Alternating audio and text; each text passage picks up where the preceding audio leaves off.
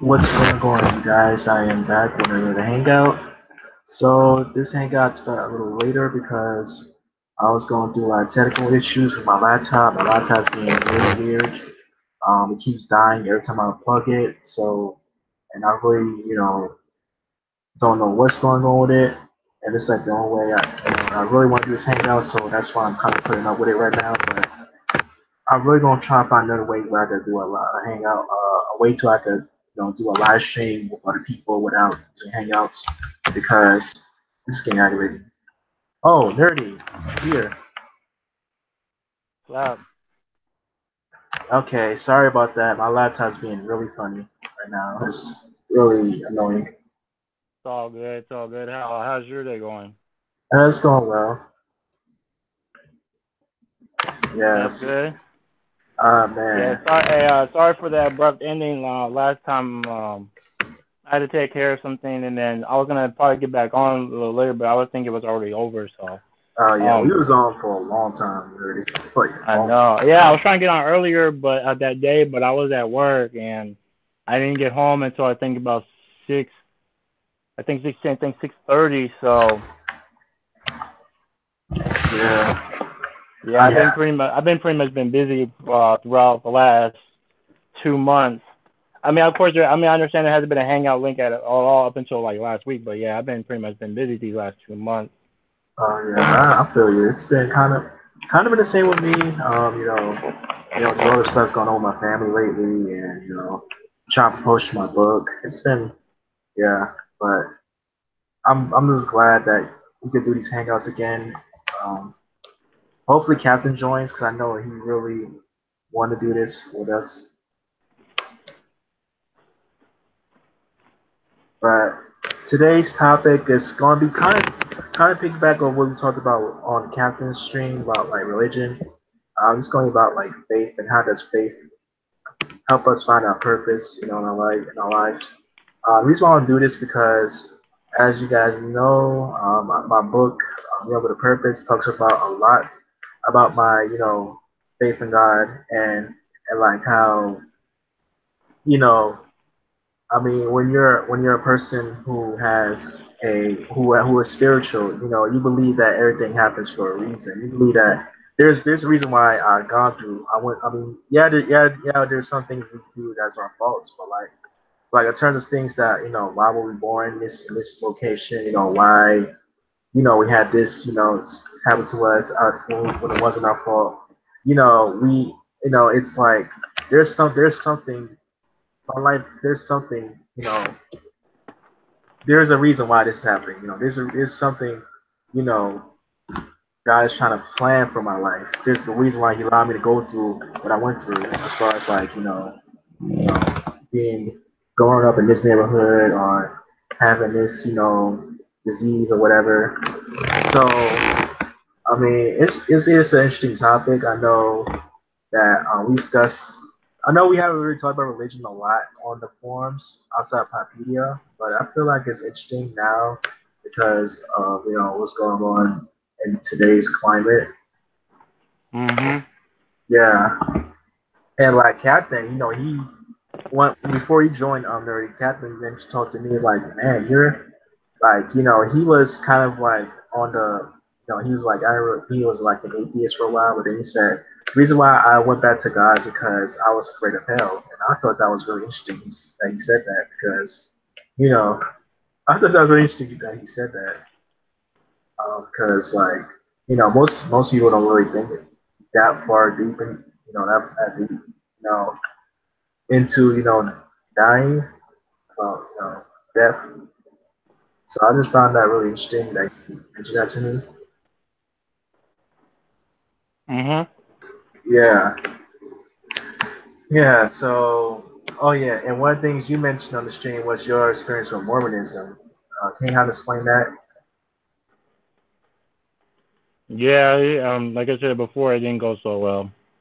Yeah, I mean, because I thought that was really interesting that you was almost well, you was kind of converted because Mormonism that's like really that's one it's kind of it's rare like you don't really find them outside like Utah or whatever. It's kind of You talking about black people, right? well, yeah, black people, but like just people in general. Like you don't really don't find. Well, I guess you probably your price is more than what you expect, but typically when you think of a Mormon, you don't you don't expect it. You expect them to be like a retailer.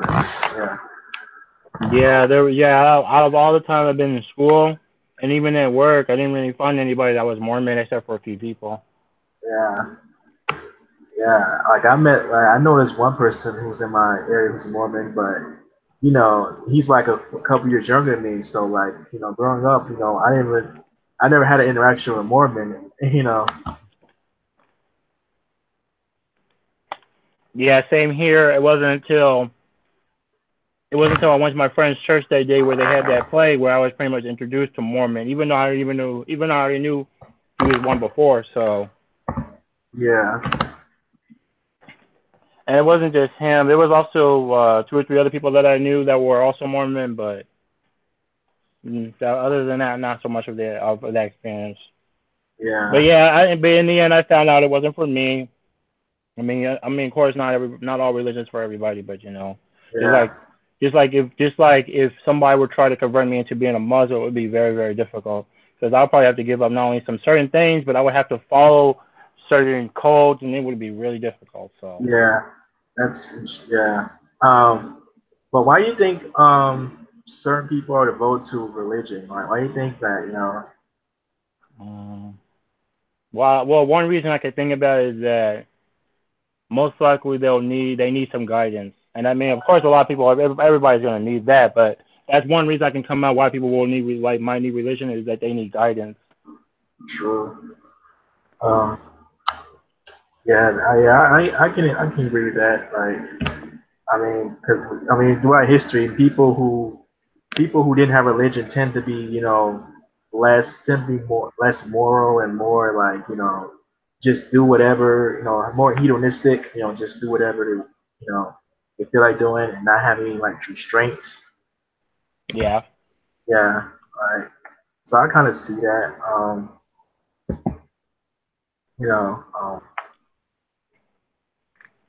but yeah, but are you?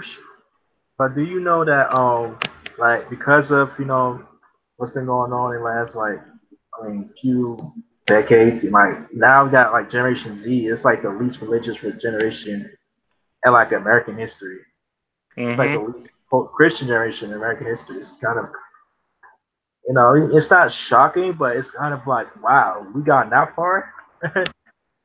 Like we got that secular because when you think about when people like when you talk to like people from other countries like in other first world countries, they're just like, oh man, America, that's like the forerunner of Christianity. They're like, they be converting people left and right, and stuff. But people who live in the United States, they like, wow, like they don't. A lot of them don't really go to church like that. And then on the opposite side of that, you also be hearing in the media that there's a supposedly more conservative, but in terms of what though?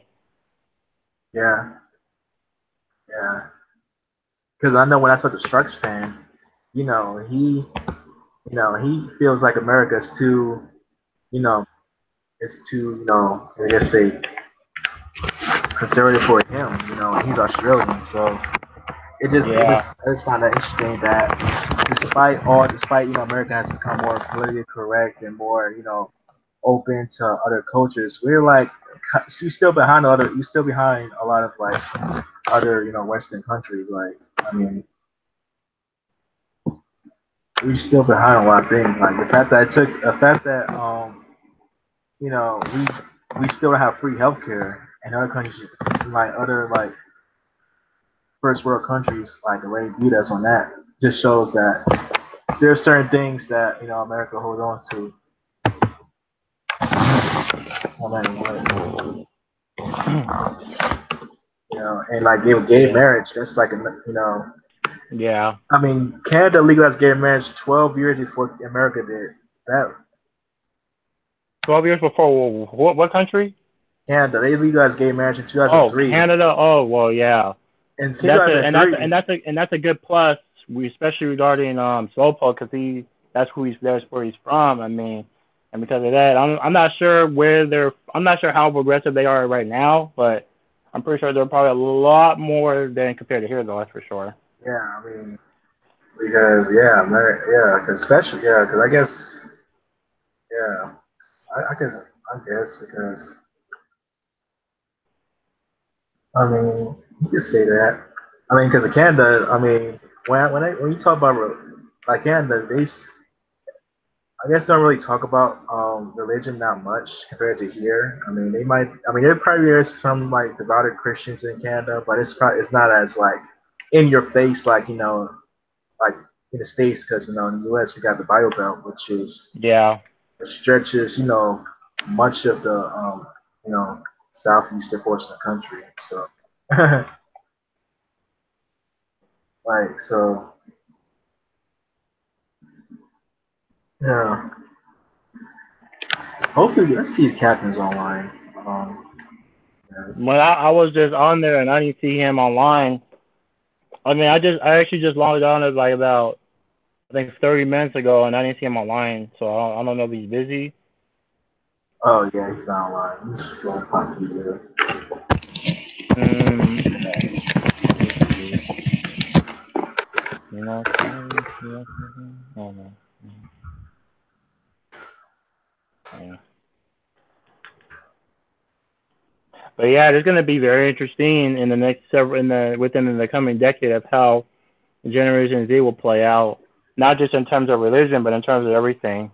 Yeah, it would be. Yeah, and I think that's one of the reasons why Generation Z is compared to the Silent Generation because, like, when the Silent Generation was coming up, it was before the whole evangelical movement, like, was really prominent because prior to World War II, America Christianity was kind of like, if you were like if you if you were like a fundamental Christian, you were kind of looked down upon by society, you know. Mhm. So I can see why now I can see why people compare the Gen Z to the Silent Generation.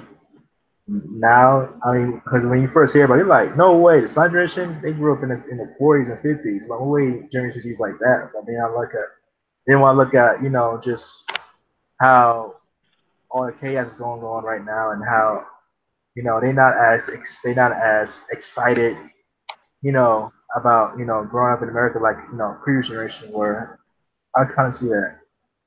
Yeah, and it has to do with a lot when not just with the climate, but all the issues that's going on. Whether it's gay marriage, whether is the Me Too movement, or it's Trump, or it's the SJW, or it's see. I think that there's a lot more to it, but those are like a few things I could think about. Yeah, I agree.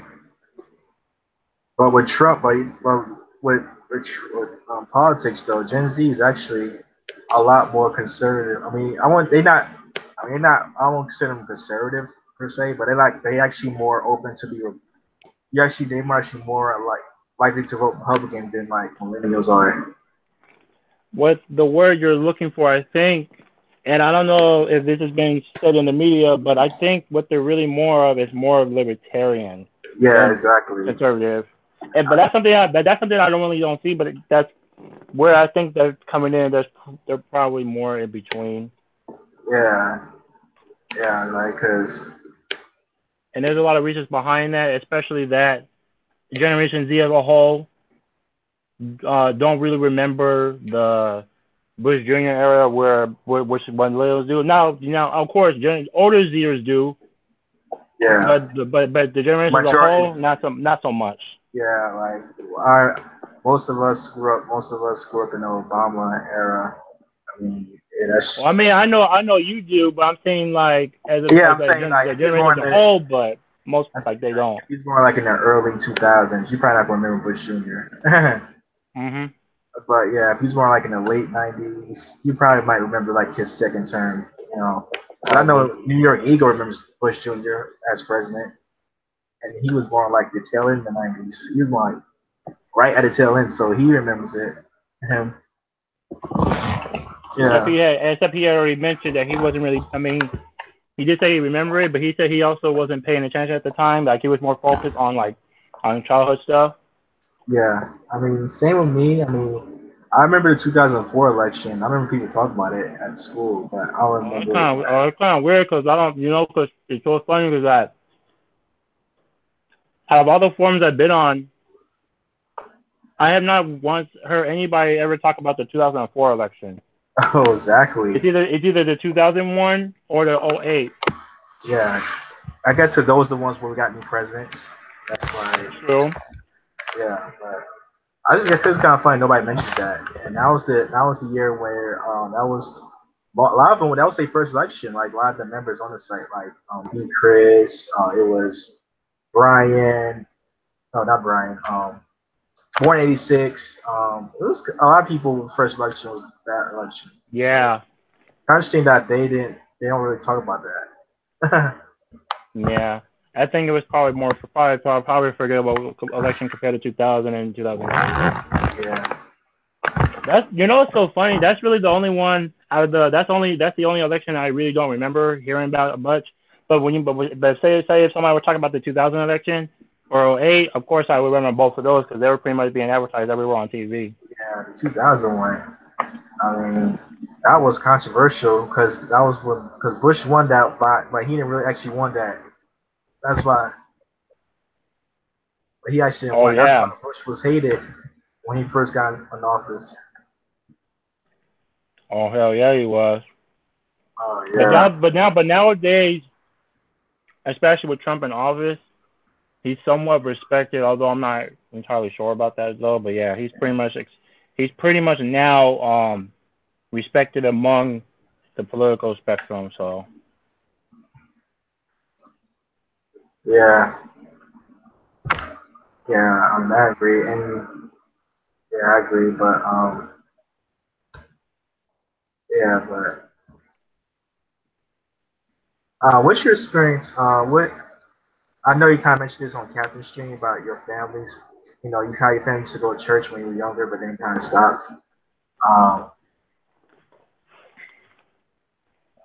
then you all kind of stopped.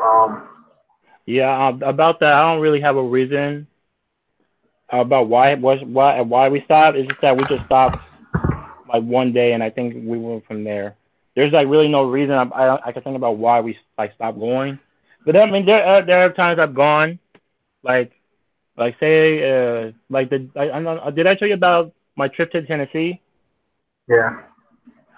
There was one oh yeah about that. There was one day when I was with them when I was visiting my dad and my stepmom and all that, and that's where there was one day they're actually church girls themselves, and there was one day where I did go with them, but um like I said, it was a long time ago because I haven't been back Oh there since. yeah. But I did go with them one time though, and then there's Uh, a few times I've been where I have a great aunt who goes to church a lot often as well, and I think I remember going to hers at one point too, and then I've also gone there with a few with one of my cousins several other times before, but other than that, I really haven't been back since. oh, okay. Oh dang. Oh wow. Oh, I mean, I can see that because I can see Yeah, that. it's been like an off and on thing. It's not like it hasn't been like where we've gone constantly and then we stop going and then we go back to like constantly again. It's been like pretty much off and on. Oh, okay. And my Um, dad's actually been trying to get me back in there, but he hasn't found any place yet because he wants to make sure that it's a yeah. church like where you come as you go and you don't have to do a lot of extra stuff. Oh yeah. Oh yeah. And that's thank you for mentioning that. I think that's another reason why a lot of like people like not just kids but like a lot of adults just like go out of church, because it's so like I mean, it's depending on what denomination you go to. It could be so some denominations can be so like strict about like what you wear and how you look and stuff like that. I mean, because when I know like for me, I grew up Pentecostal. Like it's very strict on, like, especially on females. Like, oh my God, females get it the worst in Pentecostal churches. Like they can't. A lot of them can't wear earrings. Some churches don't like to wear earrings. Some churches don't want to wear makeup. I'll be like, dang, like, I mean, I can understand if you like, wearing a mini skirt or or if you're a guy, if you sagging and stuff like that. But like, it'd be for the littlest things. He'd be just saying, "Oh, this person's not of God. He's of the devil," and this and that. I'm just like, really? And that's one of the big reasons why so many people are leaving church left and right, or Yeah, because they're not only judging somebody by their appearance, but they're also judging them by their personality too. I mean, I think that's another reason why, because just because you don't go to church doesn't automatically mean you don't mind. It doesn't automatically mean you don't follow God. You can follow Him in so many different ways. yeah, that's true. 'Cause I know people who don't go to church but have a strong relationship with God. So I mean, you don't necessarily need the church to get close to God, but it's helpful. Like you want to be around people who have the same values as you do. Yeah, and then it also depends on one. Again, it also depends on one's beliefs, because um I don't know if you've been following the story on what's been going on with the Catholic Church, but there was a story I think a few weeks earlier about this whole child abuse scandal, and it's been hitting them really badly, Yeah, to the point where even Pope Francis, the leader of the who's the leader of the Catholic Church and all that, they've been firing at him too. yeah, yeah. Catholic Church's been going through a lot in the last few years. I mean, but yeah, I mean, it is crazy. I I mean, know it's been really but crazy. Oh yeah, one person we need to invite here, MQG, because MQG goes to a mega church. His pastor's like pretty well known around the world. And you MQG. know what? She was just online, I think 30 minutes ago as well, but I don't know if he went, I don't know if he went off though. Uh, Before you sent me the link, he had just posted in that 20 something thread, oh yeah, yeah, I saw that post. Um, but that was, I think, but again, that was like 30, 40 minutes ago. I don't know if he's still on though. oh yeah, yeah. The reason I think we should invite MQG is because he goes to a big mega church. Are you familiar with Creflo Dollar? Say the name again. Creflo Dollar. Most He's likely not. he's a televangelist. He has one of the biggest churches in America. He's kind of known for the private jet issue that happened a few years ago. Like he was trying to get his church to, you know, the, he's trying to get his church to, church to pay for his private jet, which is like 300. It was something crazy like that. It was like in the millions. So it was something crazy like that, and he was like one of the news about that. So Yeah. yeah, I mean, yeah, he's kind of one of those. He's kind of like I can say he's kind of like infamous for like being a money grabbing preacher and whatever. So, but NQG said he has like positive experiences with that church. Been there all his life. You know, he he had a great time being there. So, it'd be nice to hear from his perspective. Mm. Yeah, Yeah, he should still be online most likely, unless he already left.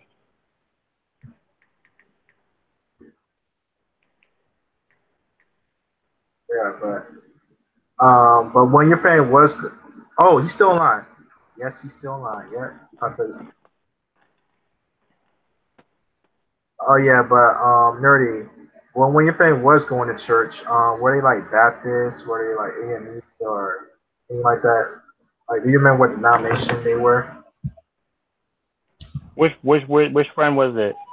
Which friend did I talk to? Which friend you asking about? Oh, I was saying that when your family was like, going to church, were they like AME Oh, or? you said family. I'm sorry. I thought you said friend. The denomination. Oh man, I think it was just I think it was just Christian, pretty much. I don't think it was anything else. Oh, they were nominational. Okay. Yeah, I don't remember. I don't remember because I wasn't like following. I wasn't following or paying attention. So, but Oh, I'm pretty sure it was just like regular Christianity or anything like that. I don't think they had a. I don't think they had a specific denomination like some other people do. oh yeah. Because most people, at least in the southeast, I know it's mostly Baptist. But I'm pretty sure it might be, it might. I'm not sure how it will be in California. Maybe AME or I don't know. That,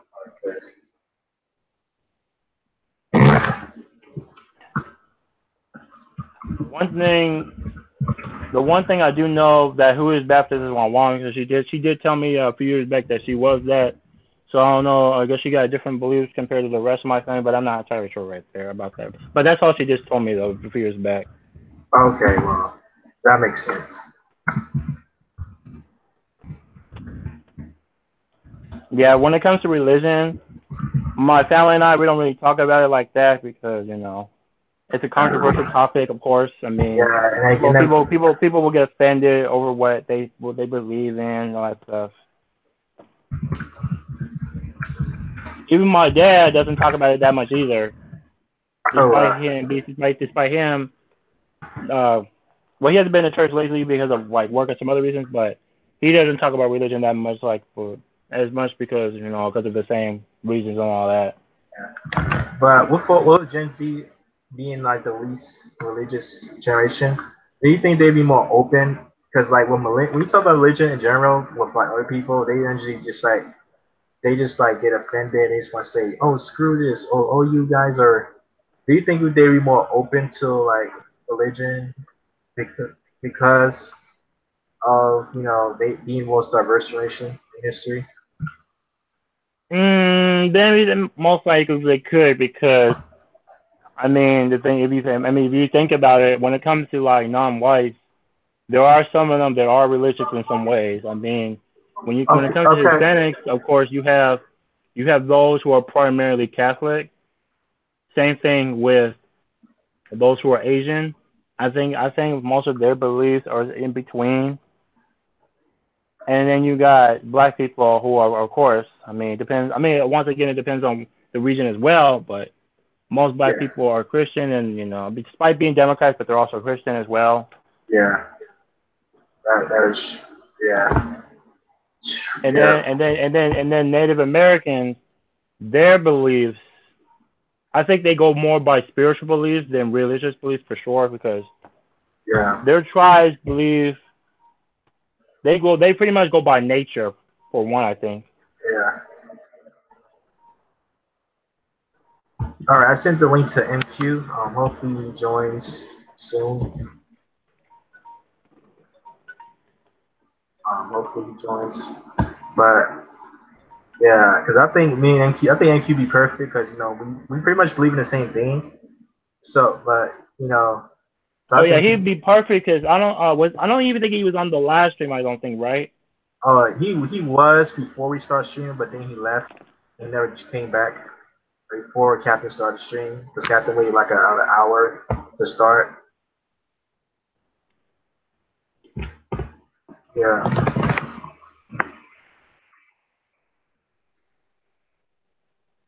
yeah, but I can't wait to bring him on here because I mean,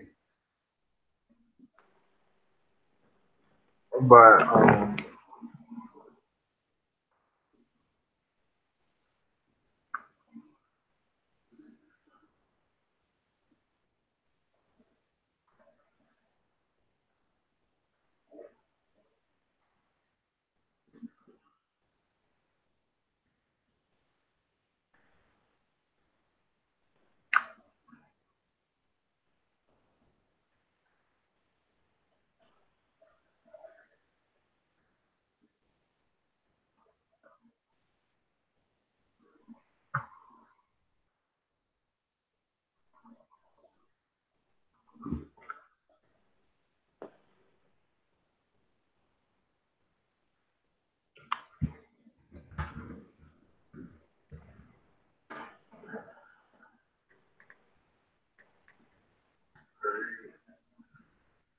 So yeah, he's still alive. He just post. He just replied to on the thread about 20 somethings being old, and he said about So yeah, he's still active. Um, but I would That's definitely get good. him on here because I mean he can kind of because being that he goes to a big church, I mean he kind of could talk about the young people at his church are young people there are more engaged. Are they more engaged? Are they more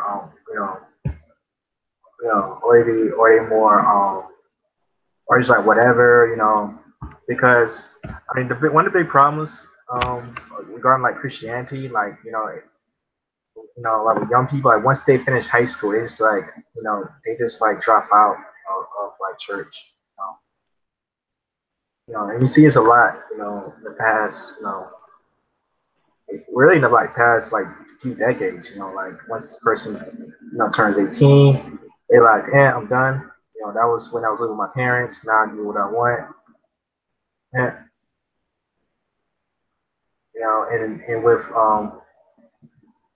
and with Gen Z, it's like it's like only the only person who's like really the only person who like really is into church with this generation of teens, mainly the grandparents, but even the grandparents are not as devoted, like they were.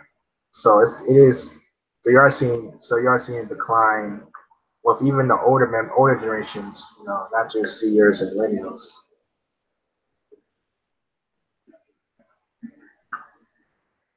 Oh, you still there? Yeah, I'm still here. I'm listening. Oh, okay, because you was quiet for a second. I thought you were, No, no, no, I'm like, I'm just thinking about what you said, but about the whole religion like declining, and there has been studies behind of course, with the reasons why, and like I said before, because people are hate being told what to do. That's one reason, or they just think religion is not for them. That could be another reason, or there's another reason where they think that their values of what they have don't line up with the values of the religion that they believe in, and of course of that they just exit out of that and just go their own way and all that. yeah, that is, yeah. And then another reason could be that a lot of people tend to use God in a bad way, and then it just goes really bad from there. Yeah. Yeah. Yeah, there are quite some reasons why some people just think religion is not a good it's not a good idea, and they decide to just exit out and just go somewhere. Yeah. But again, there's still a difference between being religious and being spiritual, because being spiritual is way different than being religious. Oh, I yeah. mean, people could be in tune with themselves. They could be in tune with nature. They could be in tune with um. Trying to think what else can they be in tune. I think they could be in tune with like a certain medicine or something. There's like so many ways to be spiritual. It makes you wonder were the hippies like that at one point before they kind of faded out. Yeah, like New Age. Oh, yeah, I think you're referring to the New Age movement. And you said the two movie body and stuff. And even and like I said again, American Indians, they're very spiritual in a way. I mean they use a lot of nature to their advantage. I mean they were able to with nature they were able to figure out what time was it, what day was it, all that stuff. Okay, that's nice. I mean, yeah, if you read a lot of, if you do a lot of research on them, that's what they did. They used nature and the sound of music to figure out the time, the day, the weather, all that.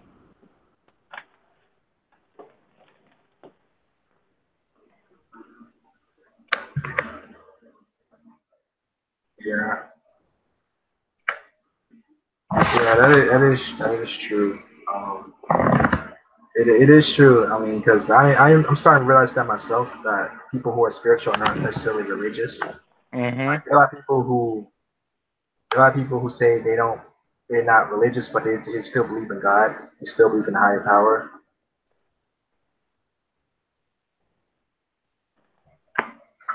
Yeah, And just imagine if more people were like that instead of being religious. Do you think? I'm pretty sure the world would be totally different than right now. it would.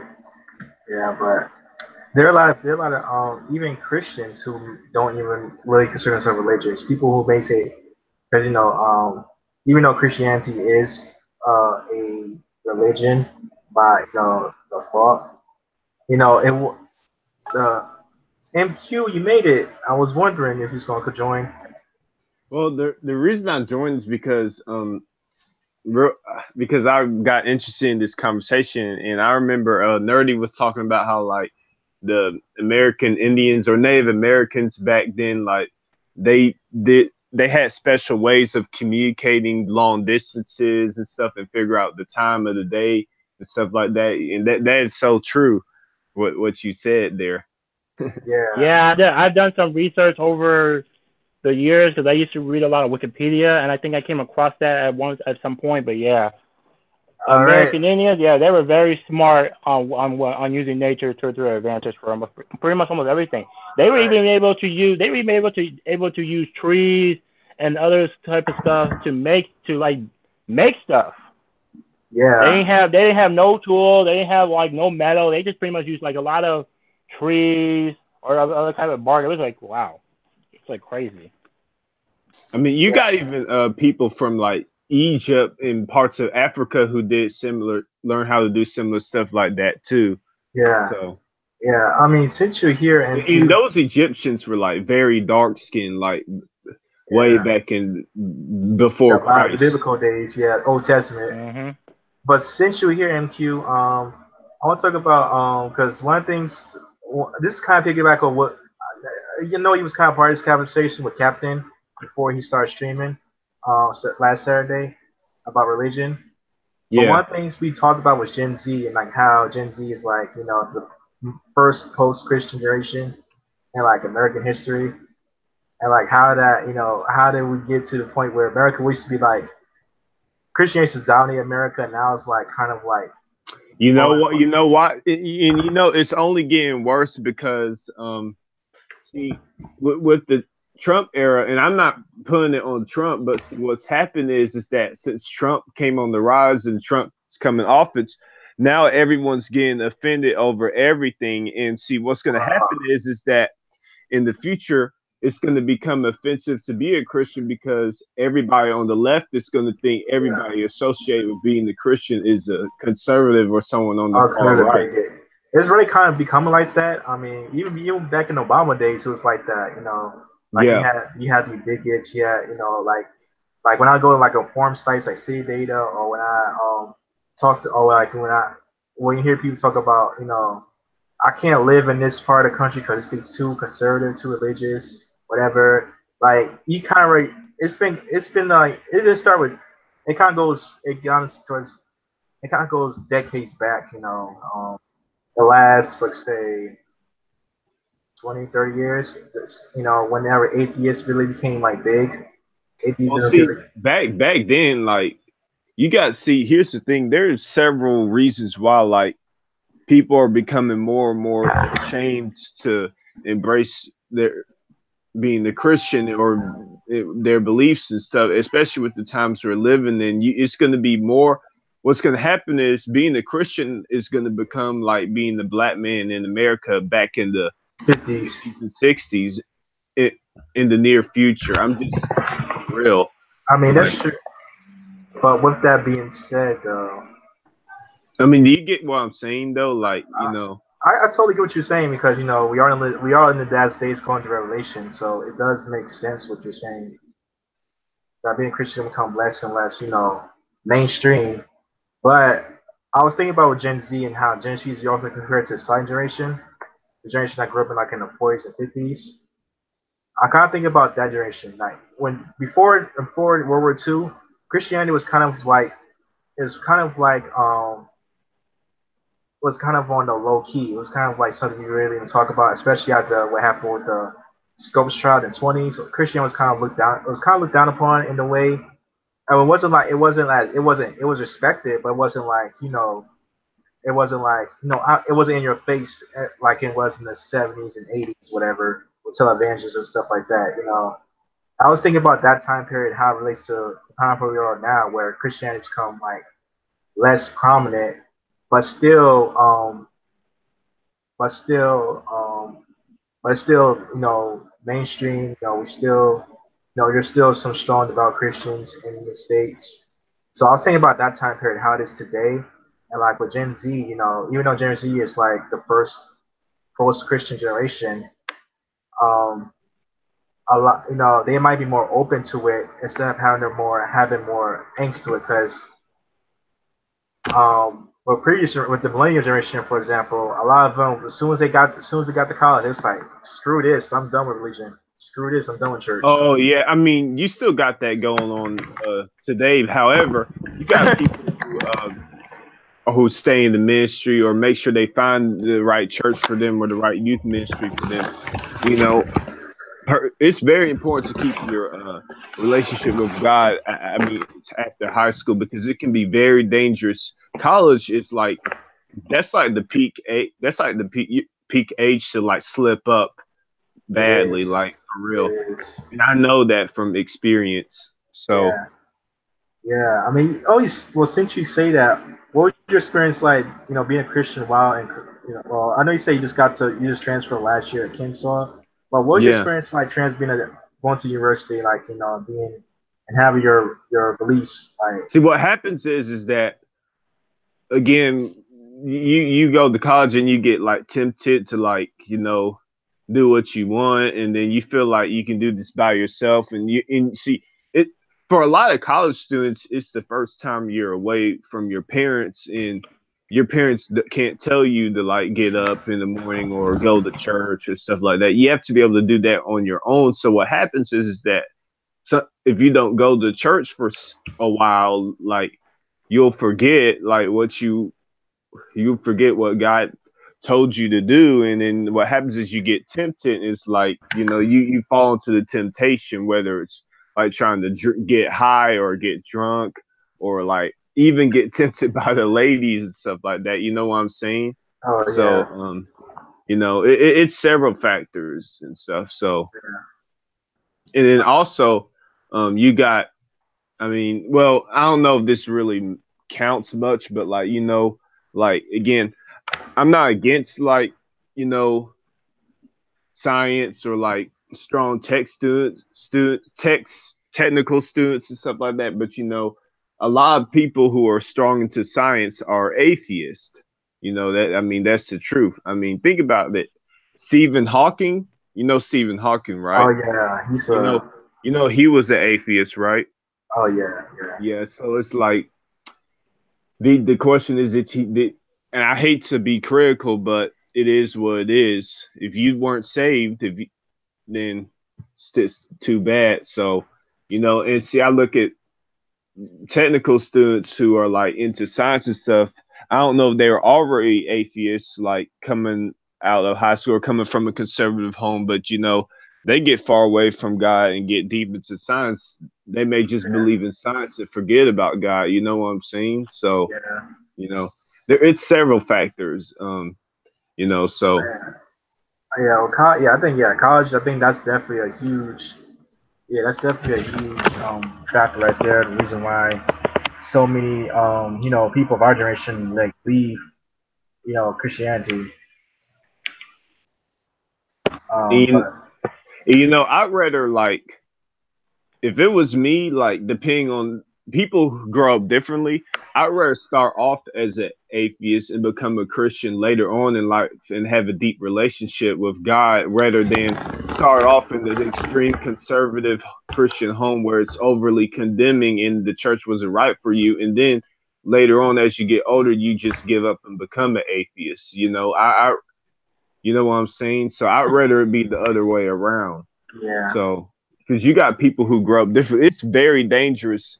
I actually feel sorry for people who grew up in the extreme conservative home and became an atheist because, man, that would just suck so bad. Because Yeah. mm-mm. So Man. Yeah. I mean, yeah. And another reason I want to. Another reason why I want to bring you on here is because I know you go to a big church, and I know. So is the youth group in your church, are they more? I say, do you see, are they more like, I say, devoted or more active? Oh, the youth group at my church. You know what? Cause see, here's the thing. It's changed now. It's a lot different than it used to be when I was there. Cause see, the youth ministry that was at my church when I was there, it's not called that anymore. It's changed, and it's a new guy who's the head of it now. But like, can you ask that question again? Like, Like, is the youth group in your church, are they more like active? Are they more I gotta say, how can I say this? Are they more devoted? Like, you said devoted or active, right? yeah, like, are they more? Is it like, is this like a fire, a passion for, you know, for God, Well, basically see, serving when God? I was there, when I was there, it was definitely a fire and passion for God. But at the same time, we did have it a little spoiled because we definitely loved our youth pastor. So, yeah. Yeah, I mean, the reason I would bring that up because like, I think, I mean, while there's a lot of negative aspects of why Gen with today's, youth, and then, what Gen Z, I think there's gonna be a more of a hunger for God with this generation of, because of the fact they grew up in in a chaotic world, and because of the fact that, you know a lot of them didn't grow up with the strict conservative parents like, older generations did, You where it know, was. here's another thing. Like, even though churches have to teach the right word and not be too condemning, at the same time, you still have to feel that fire inside of you Yeah, while the preacher's preaching, because you got churches today who've actually watered down the message and made it like, I'm not saying the grace is a bad message or anything. You've heard of the yeah, grace message, right? yeah. I don't want to say his name, but this one Yeah, person, but before everybody we knows. get to that, like, grace, I understand with grace means that if you just trust in God and trust in Jesus, um, despite the sins you commit, then, like, they that voice inside of you will tell you, okay, I believe, and hey, I'm not going to commit this sin. But at the same time, you still have to repent, and faith without works is still dead, regardless. So, you still have to you still have to take an action, because if you don't take an action and still keep committing the same sin over and over again, that means you truly don't believe. You know what I'm saying? You can't Yeah, just say, oh, I'm going to sin over and over again because Jesus is going to repent for my sins. It doesn't work that way. That means you're truly not accepting Jesus. Like, you know what I'm saying? yeah, Like, faith without works is still dead according to the Bible. So, I mean, yeah, so yeah. That is you can't true. just play. You can't play God. You still have to take it seriously, regardless. So Yeah, I agree. I agree 100%. that's what I'm saying. And that's what Grace is I'm. not a license to sin at all. It's Yeah, not. yeah. So, and that's a false message going around. That's why I'm like, some preachers will water it down. There's some preachers, they'll just teach grace over and over again, but you still got uh It preach has repentance, it and you has to still be a got to balance. preach what's going on in the world right now and relate it to the message, and what's going on in the you still got to like teach a message in the Bible and relate it to what's going on currently in this world. You know Yeah, what I'm saying? I Don't I just preach grace over and over again. I totally agree, because I totally agree with that, and that's another reason why a lot of people are leaving church, because they feel like, oh, I could just do whatever I want. Why do I need religion? If God is so, just this, free spirit of God, and That's like, very, very dangerous. Very yeah, dangerous. and that's the narrative that a lot of these televangelists bring. Like, they think that's the narrative that a lot of these televangelists, bring to the table. oh, okay, I know we have like controversy about saying this, Joel Osteen. Oh yeah, yeah, yeah, yeah, yeah. I've heard about him, and also, you remember hearing about? Well, I know I don't think this has anything to do with the hurricane or anything, but this is something else separate from that, right? You talking about what happened last year with Hurricane Harvey? Like he didn't want to Yes, yes. open his Remember, doors to the homeless.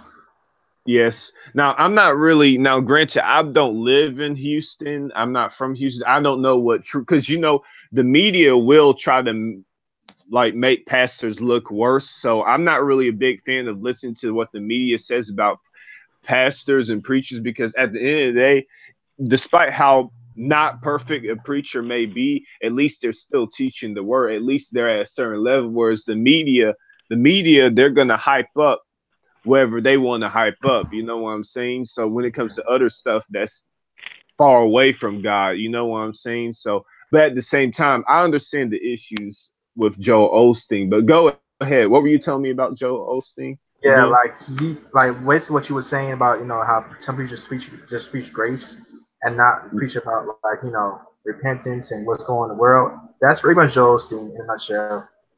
Yeah. Like that's pretty much him in a nutshell. And I used to listen to Joel Osteen. I mean, I like his message. I mean, I used to listen to him before when I was like a babe in Christ, when I was like just starting to know about God or whatever myself. Like I used to listen to him, but then after a while, it's like, and this is. I mean, I like what he's saying, but he doesn't really speak like he doesn't really gives me that meaty word. Like I need some Yeah. meat. Like I'm just getting milk from him. It's very important to listen to different pastors or different people of God.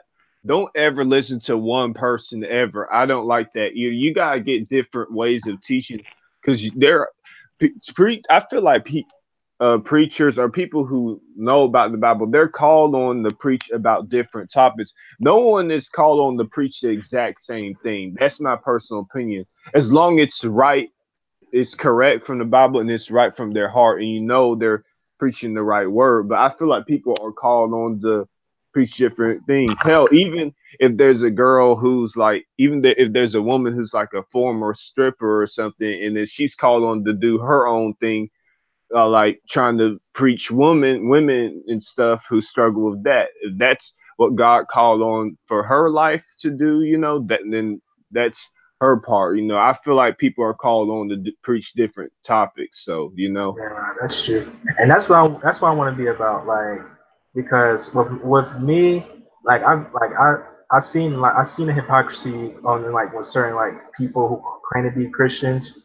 I've seen it, like people who yeah, who be shouting in church and be active and whatever.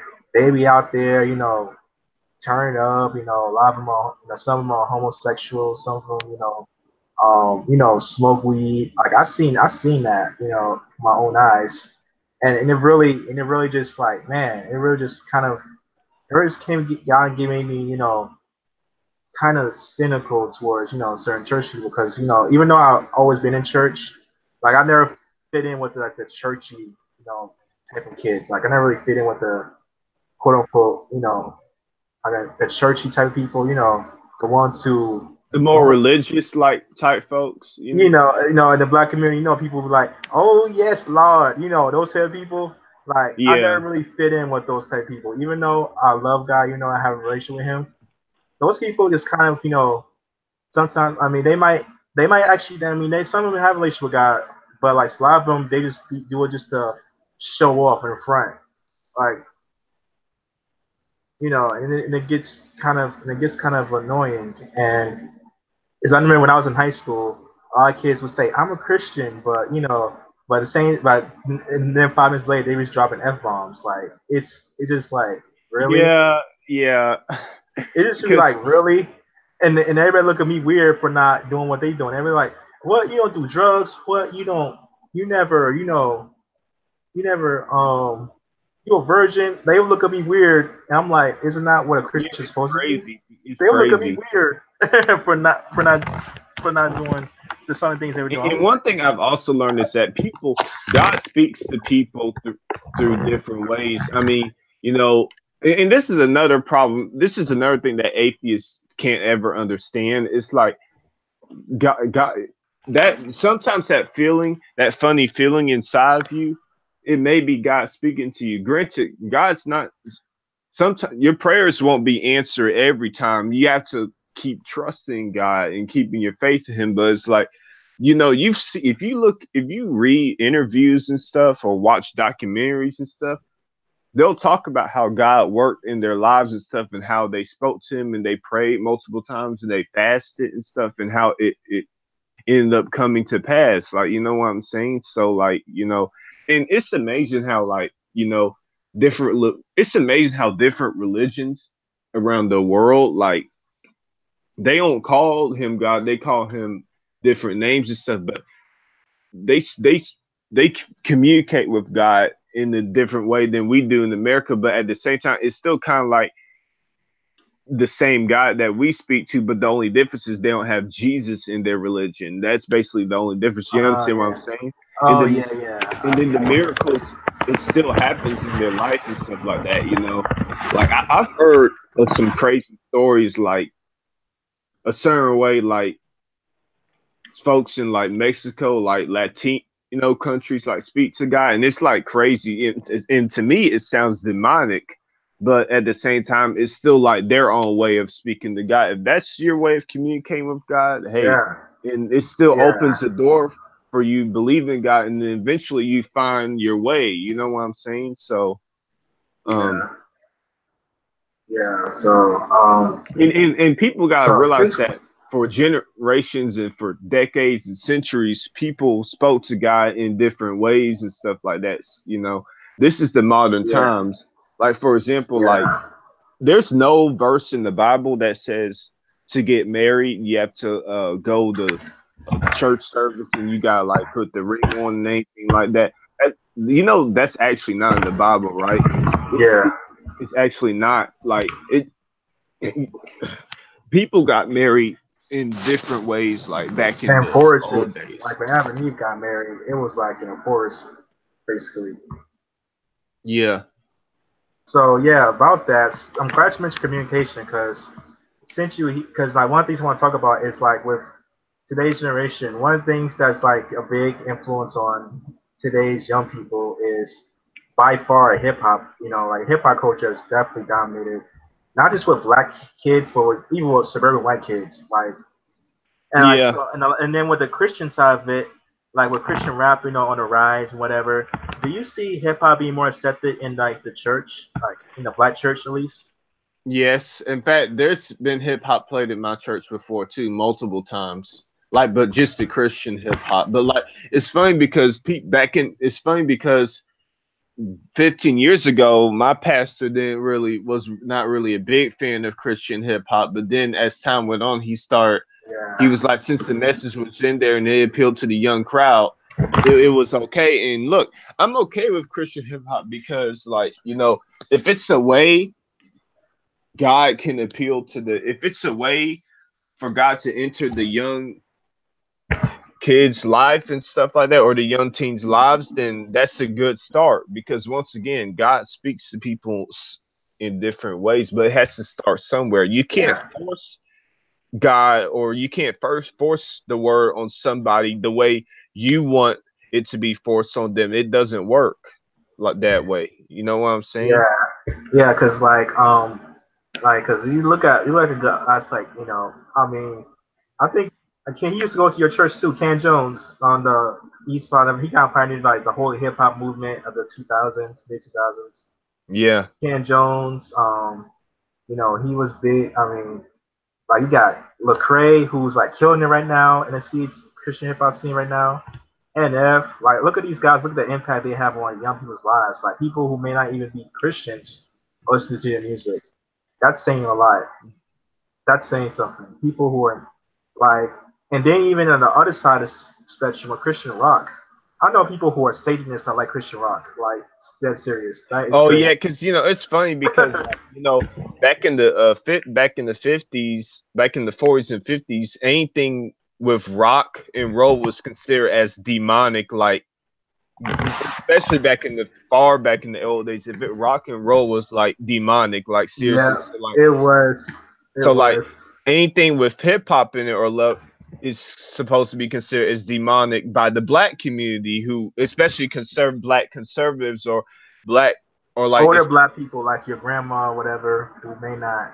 or like black people who are just extremely religious in general, like, you know.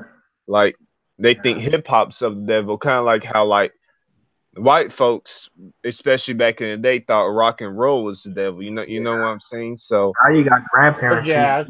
now you got grandparents who listen to rock and roll like grandparents like 60-year-olds who are yeah, who are playing rock bands. You know, yeah. so like it does feel like hip hop is taking on it longer.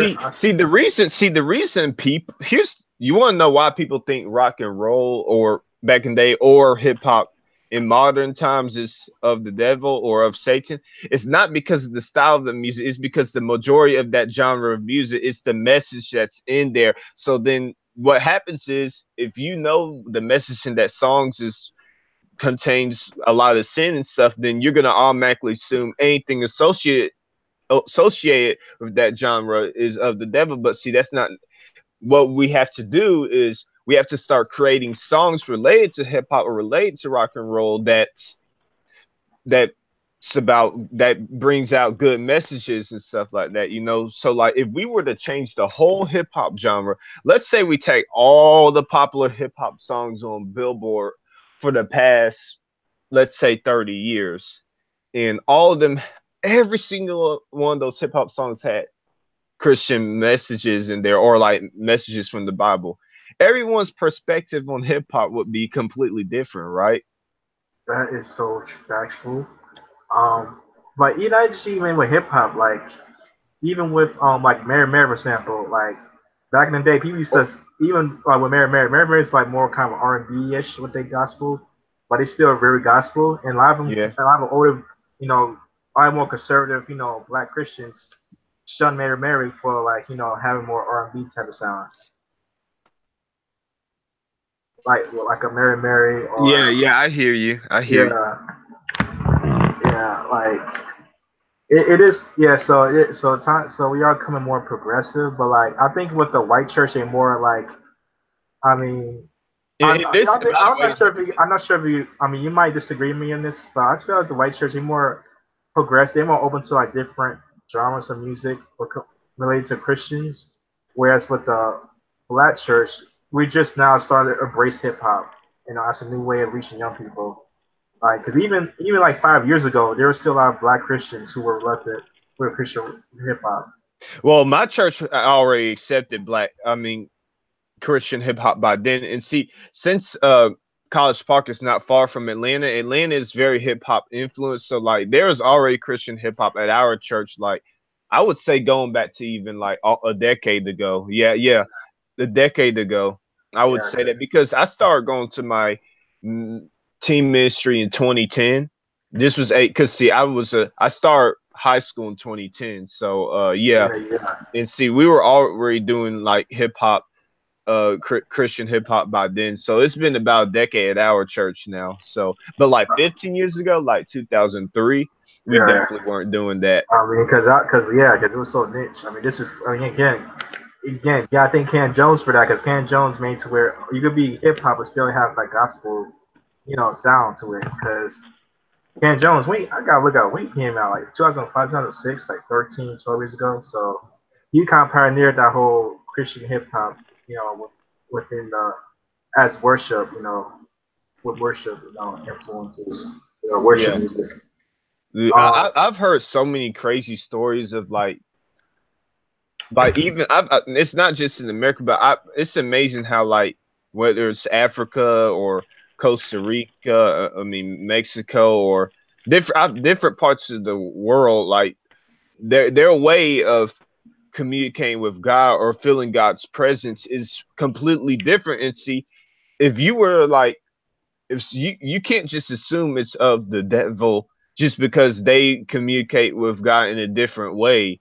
Now, granted, like if it's not right, like if you can tell something's going wrong, then it's gonna be obvious. But but hey, if you're seeing that that the miracles are working in their life, then let them communicate with God the way they want to communicate with God.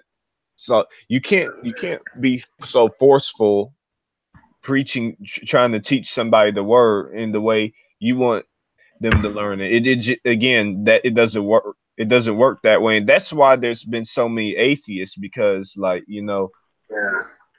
Yeah, I mean, but do you feel like I mean, since we talk about purpose, I mean, well, in this podcast, like, do you feel like when you have a relationship with God, you have a sense of meaning? Like, when I'm not just talking about believing in God, I'm talking about like you actually have a relationship with God. You actually feel like your life has more meaning behind it, rather than just if you just like live for yourself and just do everything on your own and not pray. Do you feel like your life has more meaning because you have God in your life? Like you. Okay, my life has more meaning because I have God in my life. Yeah. Do you feel like when you have God in your life, when you have a personal relationship with God, you feel like your life has more how do I say, it's more about you feel like you live for something beyond just trying to make ends meet, which beyond just trying to because Because of what?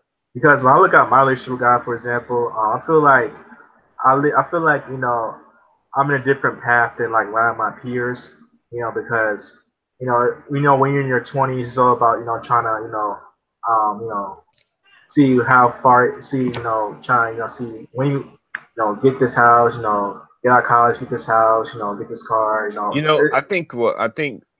I think this is the toughest thing. I think this is what everybody struggles with. Like this is probably the number one thing everyone struggles with, and I do too.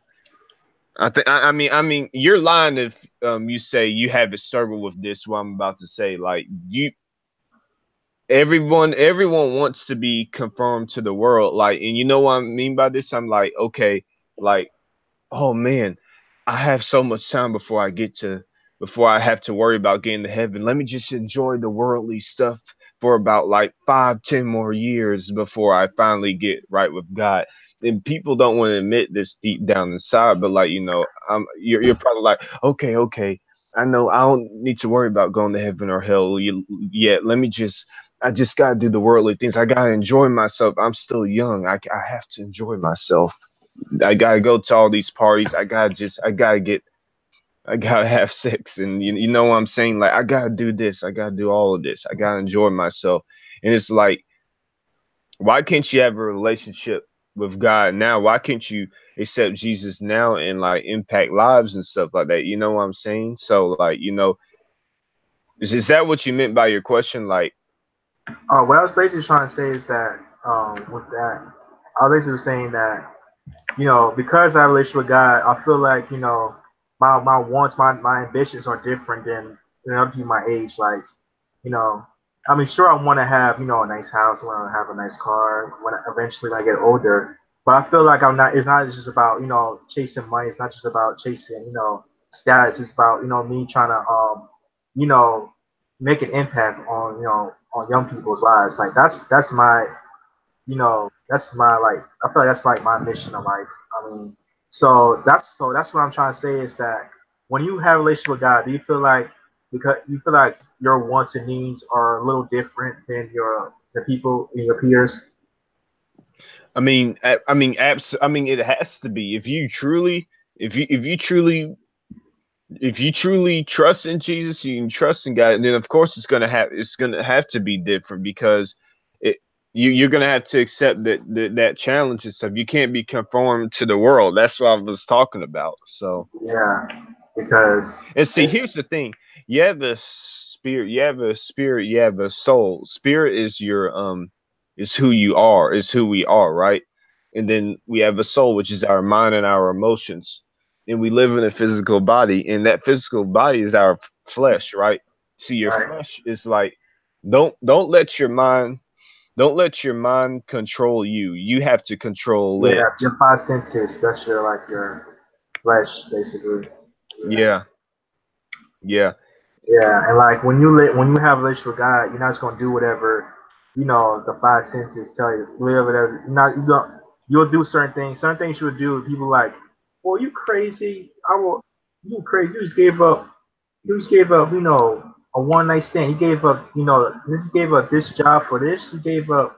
Because like when I tell people I do poetry, people think, oh, you crazy. You ain't gonna make no money off of that. This and that, whatever. But like but like they but they don't understand that I was called to do this, and I was called by God to do what I do. It's not like I'm doing just because I'm making money. Like I'm doing it despite of the money. I'm doing it despite of the fact, very few people in my occupation makes money. I'm doing it despite of that, Yeah, So it's not about money for me. It's not about trying to be a baller. It's about trying to change lives for me. You know. So with all that being said, do you? I mean, since you have a younger sister, do you feel like your younger sisters are more into or less into God than you were when you were the age? oh, that's a good question. Oh, my me and my first sister, and by the way, my first sister, 2 years younger than me, 98. Yeah, she's Uh, in. we were definitely we were definitely more exposed to God at a young age our mom than our last two sisters were. Like for real, like I guarantee you, like my youngest sister, who's 10, who she just turned 10 in August.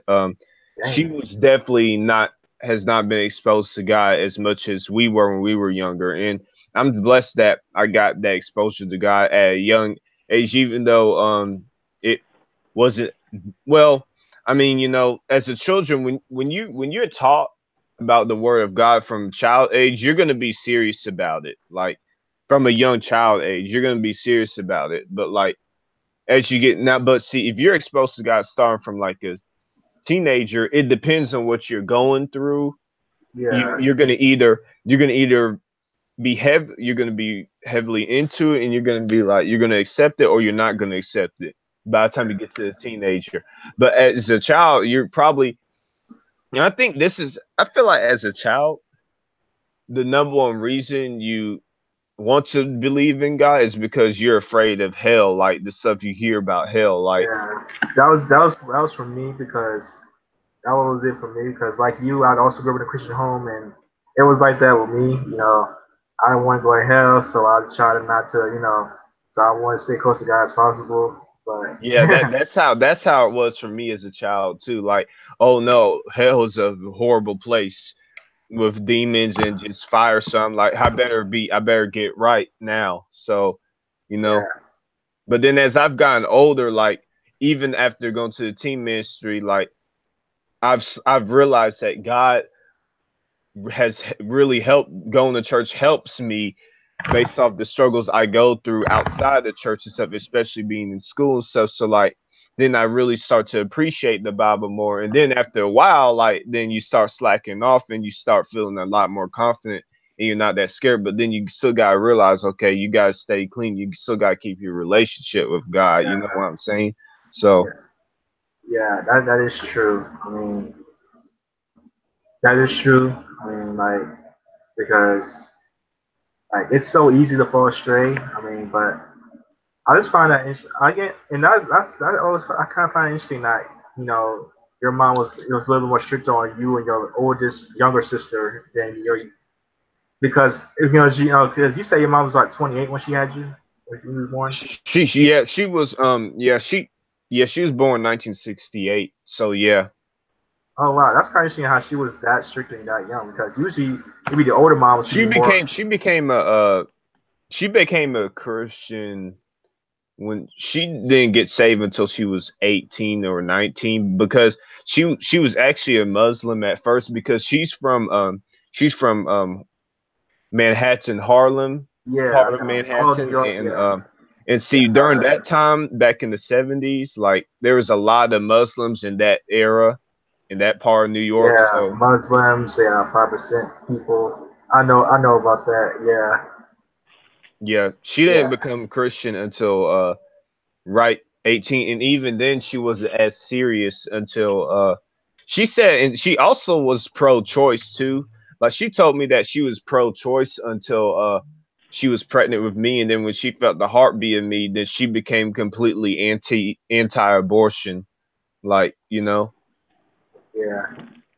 so But oh wow, that's interesting because again, usually the older moms who are more like more proactive with teach with being with Christian than like Well, younger. see, also here's another thing. We're from the South, of course, where going to church is like the mandatory thing for everybody. And see, she also and see the thing is that she discovered when did she discover Pastor Dollar's church? I think it was 98 or something. 97 or 98 because it had to have been around that time because I remember going to some of like the preschool. They have a place for like preschools and then pre-K and age 4 and 5 year olds and stuff like that. Oh, for at the church too. So like I know she was going there by then. So yeah. And then she also had TBN on. Yeah.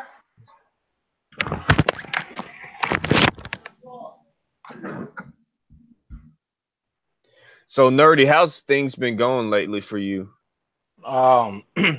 It's been a lot right now. I've been working constantly for the past 2 months or so.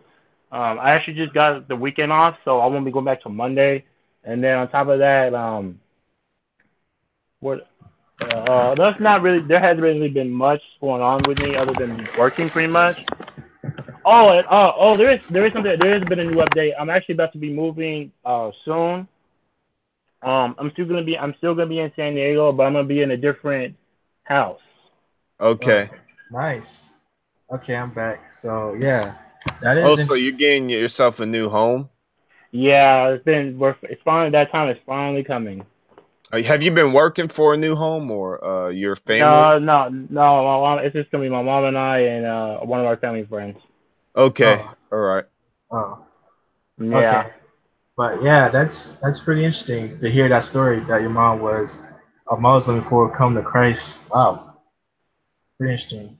Yeah, actually, it wasn't just her. It was the whole family on her side. They were all Muslims in New York throughout the years, and even when they first came to Georgia, and it wasn't until like around the time my mom was a teenager and her sisters were around her age too, until they all became Christians. So yeah, Yeah, yeah. I mean, that is interesting to hear. That's to hear about.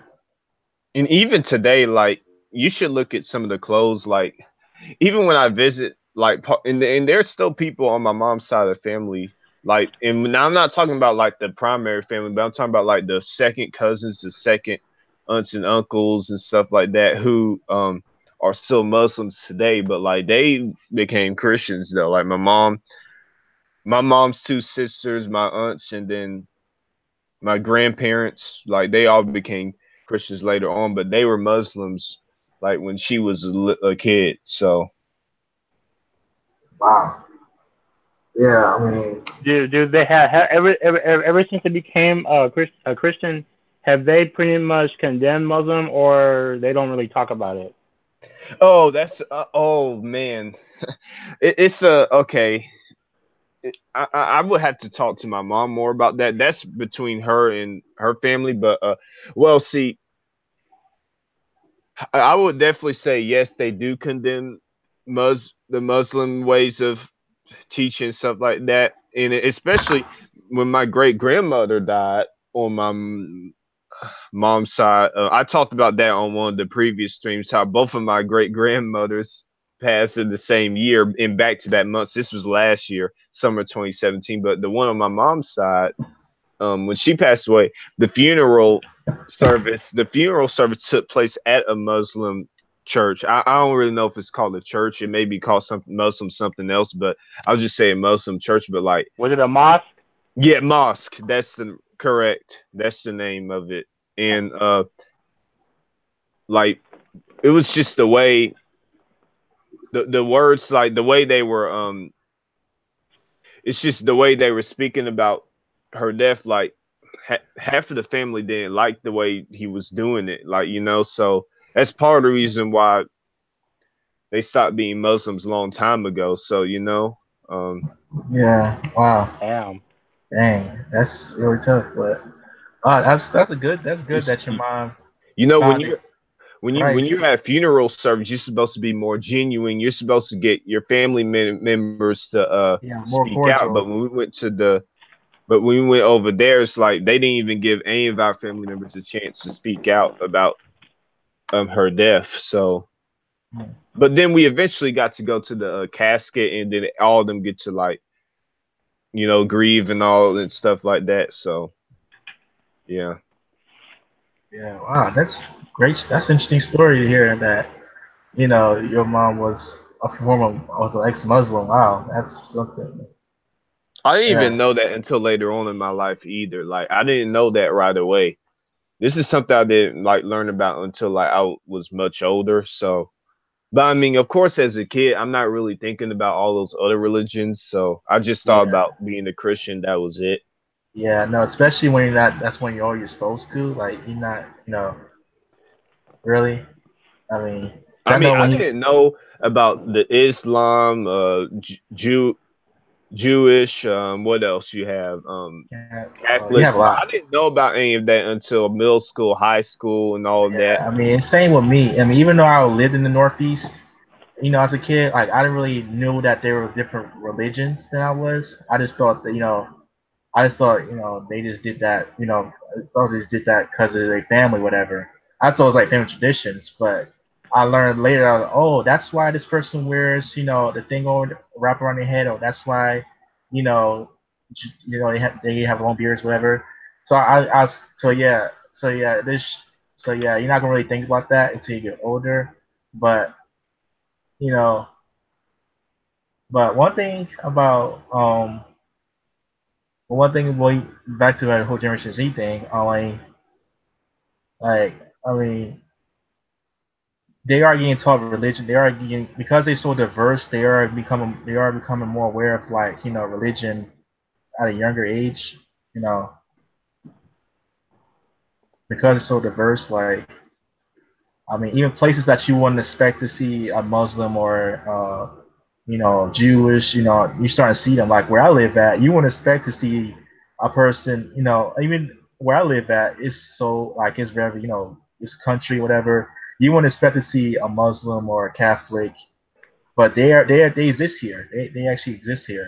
And that's because we have a growing Hispanic population. We have a growing a lot of people from the Northeast are coming here. So you have a lot of different religions here, despite being in the rural South. So Gen Z is more open about race and religion, and a lot younger. Yeah. Oh, I'm reading this new thread on current politics and religious topics. I'm sorry I'm going to a different subject, but like Brian just came back on the board. Y'all know Yeah, Brian, and he said I'm voting GOP OP. I in saw this that. midterms. Me too. I saw Yes, that. like, but see, you know what it is? It's because of the Kavanaugh situation. I like what Catwoman posted about Kavanaugh and how like regardless of whether he's like guilty of this sexual assault or not, he's still not fit for Supreme Court. And I agree with her on that. With that being said, I don't like what the left, how extreme the left is being with this situation. Like they're making it such a bigger deal than it actually is. You know what I'm saying?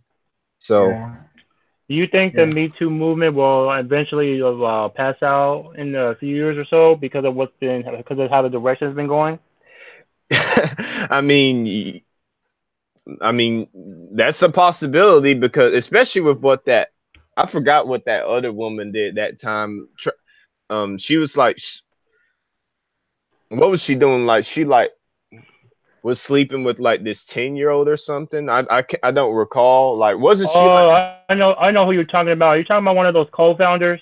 yes, Oh yeah, I know who you're talking about. Her name I think her name was Asia something.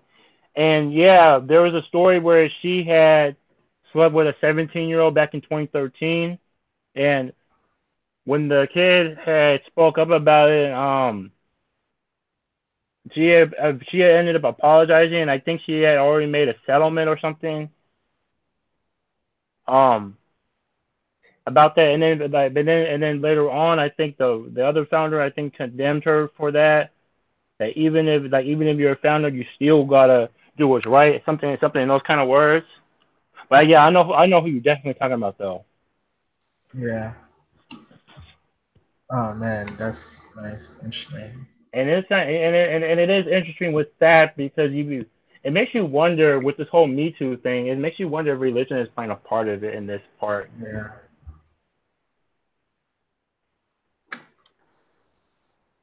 Yeah. So Because I've seen some stories come out with that guy that you just talked about, and not only did they already just do a testimony, but there's about a few there's probably been about 20 other accusers already at this point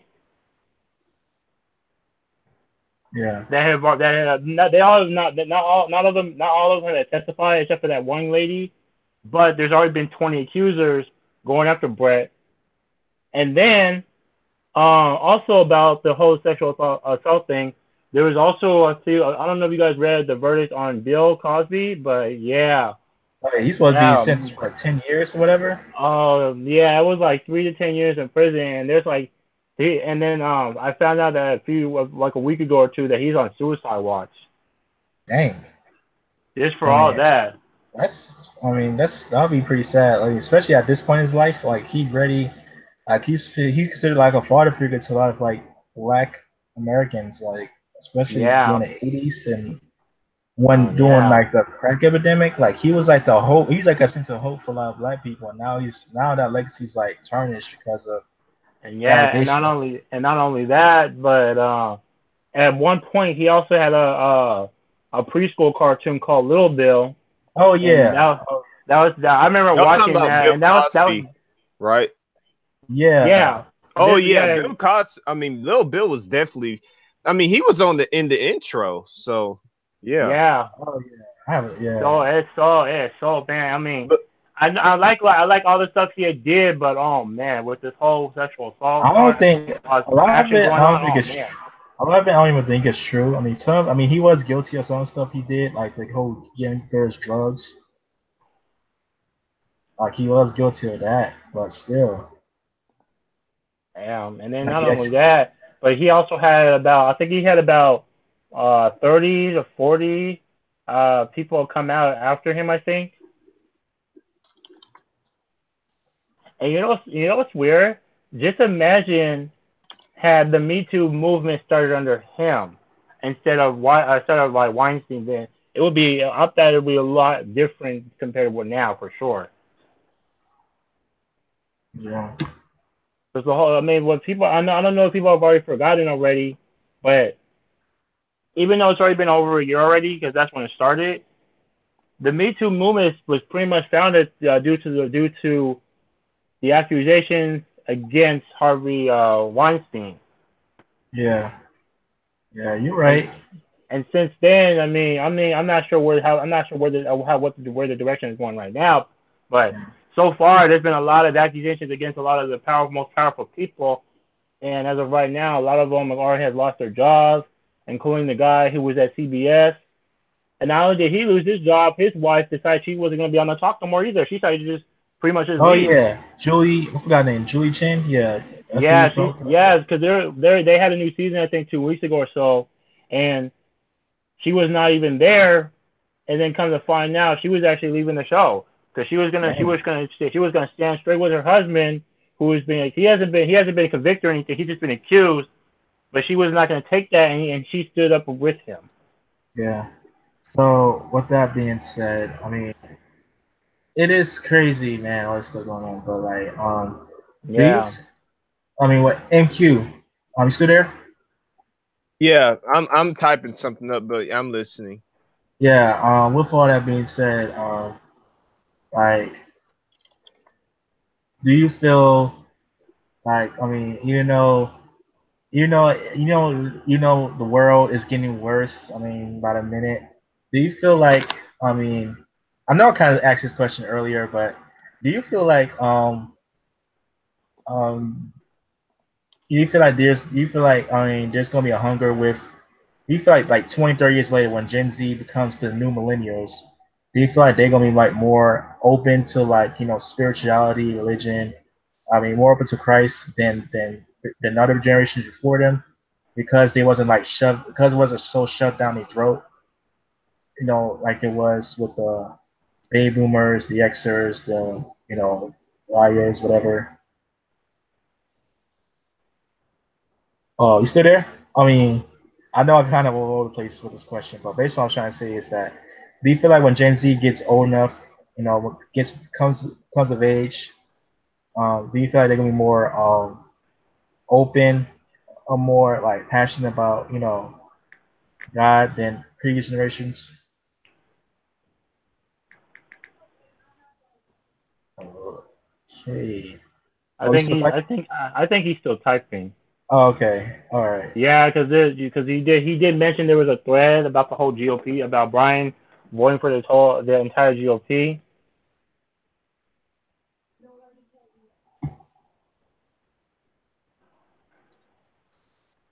Yeah. But yeah, it's gonna be Oh pretty. yeah, I It's see gonna your it's post it's now. it's gonna be pretty interesting about Generation Z in the next. I mean, not even the next 2 or 3 decades. Actually, in the next 2 years, by because if you think about it, we have the presidential election coming up in 2020, which is 2 years away, and Oh they're yeah, gonna already oh play. yeah, They already gonna play a part in not only the political spectrum, but there also might be they might also have a religion thing associated with it too. But I think yeah. Oh yeah, MQ. I saw your post. He said, "Heck, nah, I'm voting for Brian Kemp in Georgia." I saw your post, MQ. What do you say? We said, "Hell, nah, I vote for Brian Kemp in Georgia." I saw it. I just seen it.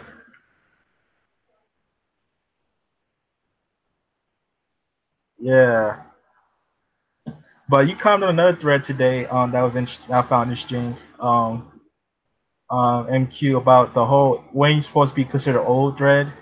I mean, Millennium started this thread a while back about how people feel old in 20s.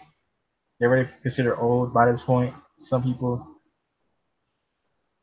and you mentioned an interesting fact, and I was like yes, and I was like yes. I mean, it was like when you're 20s in the South, you tend to feel a lot older because you want to dissociate yourself from your teens. Like I was like, oh my God, was preaching in that thread. I was, oh my God, like what you said was so gospel because this is exactly what I go through in my area.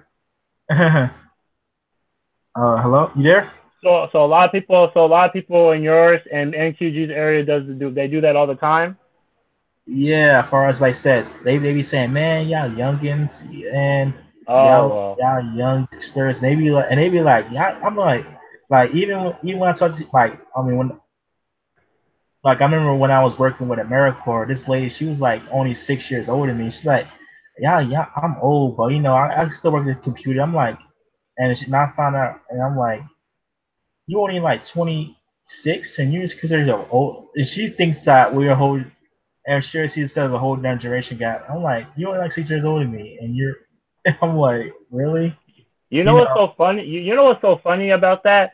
Yeah. There was actually I don't know if you two looked at a thread one day, but I created a topic pretty much about the same thing the Millennium made about. But it was about like the kids these days thing. And I asked a question about how old does one have to be to say that? Because too many people literally in their 20s always, and even their 30s always say that for some reason. What And you they're say? not even that. I made a topic a few months earlier saying that how old does one have to be to say kids these days? Because too many people, like literally too many people in their 20s or even 30s say that too much. Oh yes. Yeah, And I and the didn't, and I reason. didn't get, and it's unfortunate how I didn't get that many responses compared to a millennial say, because that's pretty much the same thing, but except it's more about how people say kids these days instead of pretending to be old or something like that. But Yeah. yeah, I've seen that a little too much, and these people are like in their 20s, 30s or so, and they're not that much Yeah. older. Yeah. Yeah. It is interesting, and even like yeah, and I think the part of the reasons why that's the case. I think religion had plays a kind of small part of that, at least for me and QG's perspective, because of the fact we grew up in the Bible Belt, because of the fact we live Mhm. in the Bible Belt, like a lot of, like you tend to grow up faster. because you tend to feel like, oh well, I must get, you wanna you tend to like grow up faster because you saw your grandparents do it, your grandparents get married young and have kids young, so Oh you feel yeah. like that should be the standard. You feel like you And, got to do that, and and it's not even just in the South. You can also say this for the Midwest because even they have. I'm not sure if they have the same beliefs or anything, but I think in the Midwest, I think it's the same thing too because a lot of the Midwest I think has a lot of small towns and they have that same mindset. And then you can also say the same thing for those who live in the hills, like all those who are considered hillbillies. They pretty much have children at an early age too, pretty much. yeah, and I think religion kind of plays a small part of that because because more liberal, more secular places, Oh yeah, they tend to like go out more, they tend to hang out more, they tend to oh yeah. you know you Yeah, know anything with the city is pretty much liberal. But for a small town, oh yeah, you're gonna find so many not only because conservatives, you're also gonna find those who are religious, those who Rural grew up a lot early, Georgia. all that. Yep, rural Oh yeah, Georgia. Yep, I'm not just aware. not just rural Georgia, but rural all places. Even rural Cali is the same place. Well, I mean, yeah, because California is so huge. I mean, I can see that too. But like, like well, the southeastern region is the most deep South country conservative areas, like parts rural Georgia, Alabama, South Carolina, North Carolina, definitely. Let's see, Mississippi. oh yeah, true. That Yes. Mississippi is like the definition of Southern. Like that state is everything you think of when you think of the South. That state is everything you think of. Yeah. But like, do you think religion plays a part of that? The reason why people in their 20s consider themselves old, like at least in the southeast, because they tend to like settle down early. And, they feel like they have to get married early because they saw because in the old days that's how it was. People get married early, they have kids young. Like Oh yeah. they they pretty much feel like they're adults once they get out of college. They feel like I have to move on now. Like I mean I know Or it's not. not just or not just college, but even in high school, because not every I mean, of course, especially when it comes to like rural areas, not everybody attends college because they think it's either not worth it or they don't have the money for it. But there are people out there that I know that did not attend that did go to college and they still had kids early on after that. But there's also a few people that did know that didn't go and they still had children later on. I mean, early as possible, of course. Eventually, they all got married, but yeah, it's not. But yeah, it's not just the rural South. It's like pretty much everywhere. Even in the rural Midwest, it's like the same thing. Yeah. When it comes to rural areas, they have a totally different mindset compared to those who live in the cities or even the suburbs. Oh, MTG's last one. Uh, what's going on? MQ? Oh yeah. I'm on the voting GOP midterms. I'm chatting with Black Panther and Brian. Oh, okay. Y'all can go see the threads, but Yeah, I've checked it out so far. Um, Yeah. I've already saw your response, and then of course, Black Panther and Brian have kind of having an argument right now regarding the whole GOP thing. Cause Yeah. yeah, cause see, y'all know Black Panther. He's definitely a lot more liberal and left than like even I am. I would say that because I can understand Black Panther how he grew up and he's from like the city in Yeah. New York. So like Yeah. He's from yeah, Brooklyn, so yeah, it's pretty liberal there. yeah, but yeah, and see, Brian is a moderate guy. He is straight moderate. He's not really liberal or conservative, to be honest. He's moderate, but like he's open minded. I see where he's coming from on this GOP, but that doesn't mean I'm gonna vote Republican for everything because I can't say that because there's a guy named Brian Kemp running for governor from where I am. If y'all do y'all research on Brian Kemp, yeah, I don't think so. So I heard of him. I don't know much about him, but I heard his name before. yeah. He is that is that in one of his ads, he was pointing a gun at a teenager. Oh shoot, that's crazy. Yeah, you is go he look is it he up. is he is he conservative? Yes, he's running for Republican on the Oh conservative side. yeah. And you know what? For the primaries, who is that guy? Casey Cagle. I went Republican on purpose for the primaries because I was anti-voting Brian Kemp. I wanted Casey Cagle over Brian Kemp because in Georgia, you know, the winner of the primaries on the Republican side is going to win the whole thing. The Democrats usually don't have a chance in Georgia, but I'm still going to support what's her name Stacey Abrams. She's the Democrat. She's a black woman, and she's Uh, going vote for governor on the Democrat side for Georgia. I'm going to support Stacey Abrams, but it's highly unlikely. So you yeah. know, I mean, yeah, yeah. gosh, I can't stand Brian Kemp. Yeah. I can see that. I mean, so like, since you live, Just go look up Brian Kemp. since Brian, and then his last name is Kemp, um, Kemp. since you mentioned that, I mean, since you're in Atlanta in the Atlanta metro area, do you is your, I mean, is it like is your is your area like Southern Baptist, like is it a lot of Baptist people? Oh, what you sorry about that? What do you say? Is your area like really like Baptist, like Who's Baptist? is your is with the area you live in? It's like heavily Baptist Oh, you influence. mean the area I live? Okay, I live in okay, I don't really like giving my exact location, I know, so but you said this is Atlanta area, it's in a white part okay, of the. like the county I live in Metro Atlanta is like the bottom south of Metro Atlanta. It's like the last. It's probably the last county that's Metro Atlanta down south of Atlanta. So like, if you go look that up, I'm in kind of like that area, that county. So but yeah, it's kind of a mixture of suburban and rural, but there's a lot of local churches in that area, but I'm not sure if it's not all Baptist. I Yeah. mean, in fact, my grandparents' church that I went to sometimes growing up, that's Methodist. So Oh yeah.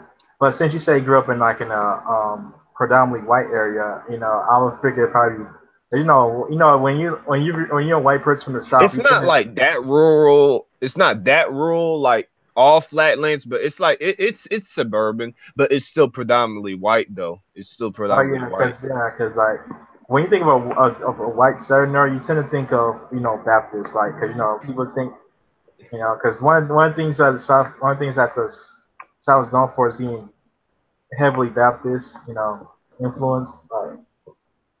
So I was wondering. So it was kind of interesting to see what denominations are prevalent in your area. I mean, but is Creflo Dollar like non-denominational Creflo? Yeah, that's non-denominational. That church.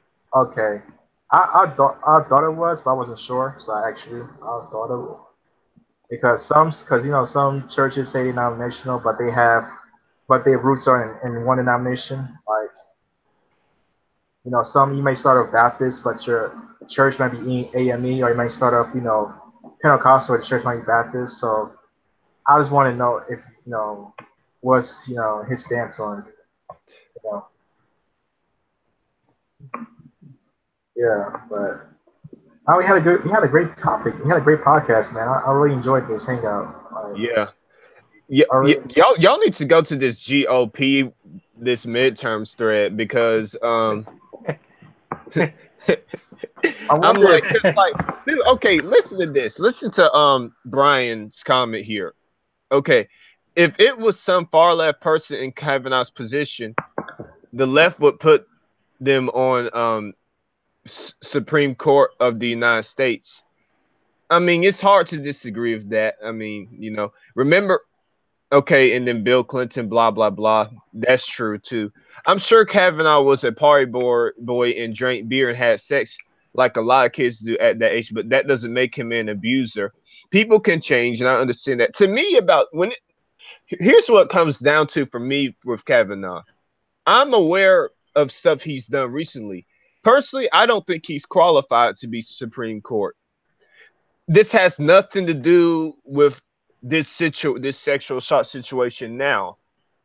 Whether he's right or wrong, I don't think he's fit. With that being said, I do feel like Yeah, I I totally agree with you because even before that, I think it was like a few months earlier, people were even saying that he wasn't qualified to be Supreme Court. So yeah. With that being said, I do feel like okay, the far left doesn't need to like I feel like the far left has been a little bit too extreme with this situation, like going in circles and stuff like that, because it's not going to change the outcome at the end of the day. Like I just feel like him not being fit for Supreme Court has nothing to do with this sexual assault situation. That's Yeah, my whole point. So like just bringing in this sexual assault situation or what he did back in high school, to me, it's just irrelevant. yeah, And I know people may disagree with me on this, but you're just trying to find something to like make it worse and just make it too extreme, because you got LGBT people in or like feminists who are saying, "Oh, this is so bad for feminists." It's not about the LGBT. It's not about the feminists. It's just about what's right. It's just yeah, about what's right, personally. yeah. And that's Whether not. he's guilty or not guilty, it's about what's right. It's not about you. It's not about you. It's Oh, about what's I'm right, glad. Yeah, personally. that's another thing about. I think that's another thing that makes current Generation Z because they don't buy into identity politics. Bull crap like a lot of older generations do because if you see somebody like because like people in my family, people in my family are kind of like that. They seem like, oh, he's a Republican. If he's a Republican, that means he don't listen to him. He's all bad, or he's a Democrat. I follow him.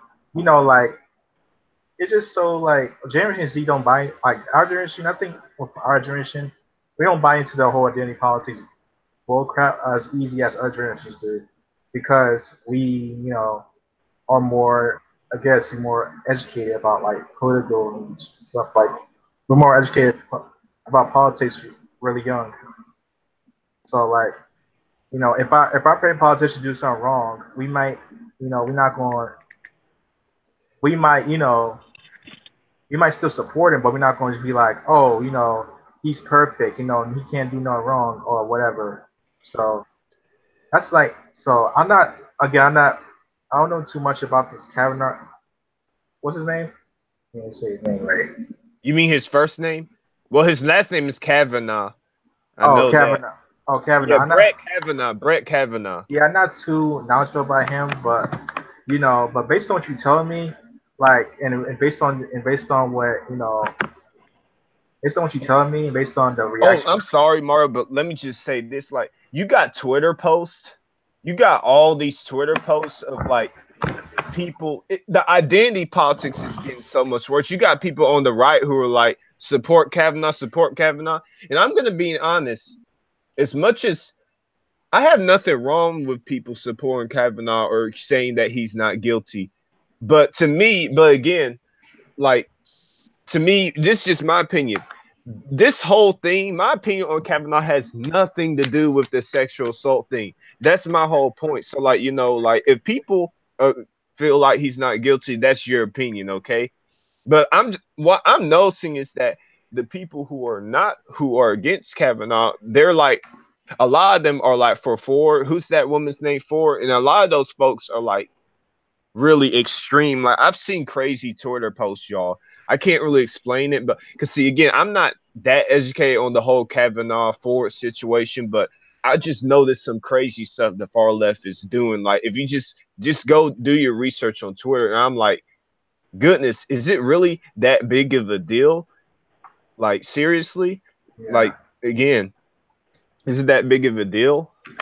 yeah, yeah. So, yeah, this is really interesting, but I man, mean, I'll definitely look more into it because again, I'm not really educated yeah, I about. gotta look more to as well because, like, again, the reason I'm pulling myself away from this is because of the identity politics from the far right and the far left. It's just going too far, and I've complained about this before on previous threads. How I mean, previous streams, how everything has to become political now. Even do you realize this year? Do you know ever since the Florida shooting? And granted, I understand the gun issues and we need better gun control and better gun laws and stuff like that. But ever since the Florida shooting, I'm going all over Instagram and all over Twitter, and like if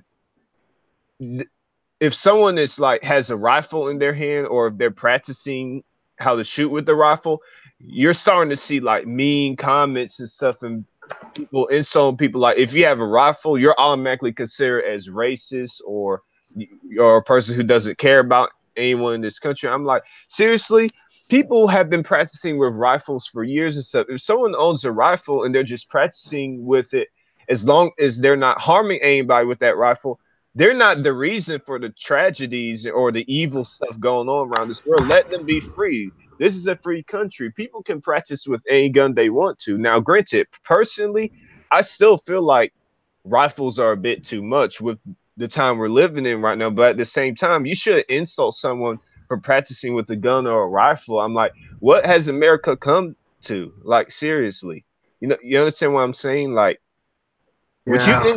would you insult somebody for just practicing with the gun or a rifle as long as they're not harming anybody? Like, that's just not right. Like that's you're taking away someone's freedom of speech. You're becoming a dictator. Like, I mean, goodness. Like that's my problem. Like, just because you're a moderate person or someone on a different side doesn't mean you have to like to commit 100% to that far right or that far left. I mean, you can.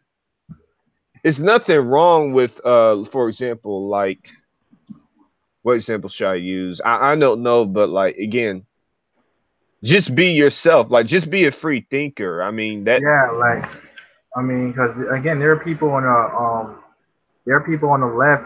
I mean, people who have more like liberal views who are against gay marriage. There are people who are right wing thinkers who are, very open to diversity and open to immigration. So, like Yeah, what Chris Rock says, nobody is one thing. Like he made a joke about this in 2004, I believe, about the whole, Iraq war. He said, you know, I'm conservative and liberal. He said, be an individual. Like he was saying this in 2004. He was saying this when Bush was president. About, you know, there's some things I'm conservative about. There's some things I'm liberal about. I was like, exactly. Like you don't have to be one thing just because this person is Republican. That doesn't mean he doesn't have a grain of salt. Or just because this person is Democrat doesn't mean he doesn't have a point. Like because everything he says is invalid. Like that's that's why ever since 2016 I've just kind of been like been drawn away from politics ever since the 2016 election.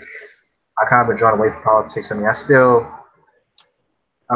know about what goes on, but I'm not like it's too deep into it because like you know it just caused arguments and flame wars for no reason. Oh, you guys there? Yeah, yes, I'm still here. But yeah. yeah, I'm that's still reading that GOP thread oh with yeah. Brian. I Looks may like just private message Brian because like I really don't want to. just gotta get I locked. hate being politically correct, but I just don't want to see one thing about this. The end the two zeros like in the religion politics thread. If you like, you can't even be as open minded as you were a couple of years ago on this forum because again, look what the Trump election has done. It's caused people. What happens is all people think it's automatically okay to insult everybody and be racist. And it start with the right side doing it. So what happens is now the left side is going to come up with their own beliefs and come up with different insults and stuff. Like I said, with the guns and stuff, because of what the right has done in this country by being very racist and causing the bigotry and the hatred, what's happened is now the left is wanting to do it back on the to the right side, but it's going to be in a more dangerous way. For example, it's going to lead to like what's going to happen with Christians in the future. You understand what I'm saying? Everybody thinking Christians just on the right side, or like if you have a gun or a rifle, that means you're on the far right or something. You understand what I'm saying? It's people are becoming polarized in this country now and believe it's okay to insult everybody automatically without understanding where they came from. You understand what I'm saying? So Yeah, yeah. It but is. but yeah, I like if you go into religion and politics forum, Uh, like we're uh like I can't I don't like posts on there much now because of the time we're living in. It's like I just don't. I'm like with the Kavanaugh situation, like I was like, no, I'm just gonna see everyone's opinions on this first before I come in and say something. So yeah. yeah. Yeah, I see I that. don't just like UMQ. I don't really post on there as much either. Yeah, I'm just politics is something that I don't Because really. if I like bring out my own opinion, I just don't want to get into a debate or something. Because again, I'm a free thinker. I really don't care what's lit. And granted, based off how I grew up, I voted Democrat more throughout my life. But at the same time, I'm not gonna say I'm like far liberal or far conservative or whatever. I have a mixture of liberal and conservative views. I always will have a mixture. Just because Trump has been in office and caused everyone to become polarized and divided doesn't mean my beliefs have changed. My beliefs haven't changed. So, I mean, It's same with me. You know, like even though I was supposed, I was raised to vote Democrat. You know, like there are some things that Democrat Party does that I just can't co-sign. You know, like I think that's another reason why a lot of people who vote for Trump, a lot of them didn't like Trump. A lot of the conservatives who. That's why I feel like I think I think the reason why people like Trump is because even though he's divisive and he divided pretty much he divided the whole country on he divided the whole country basically.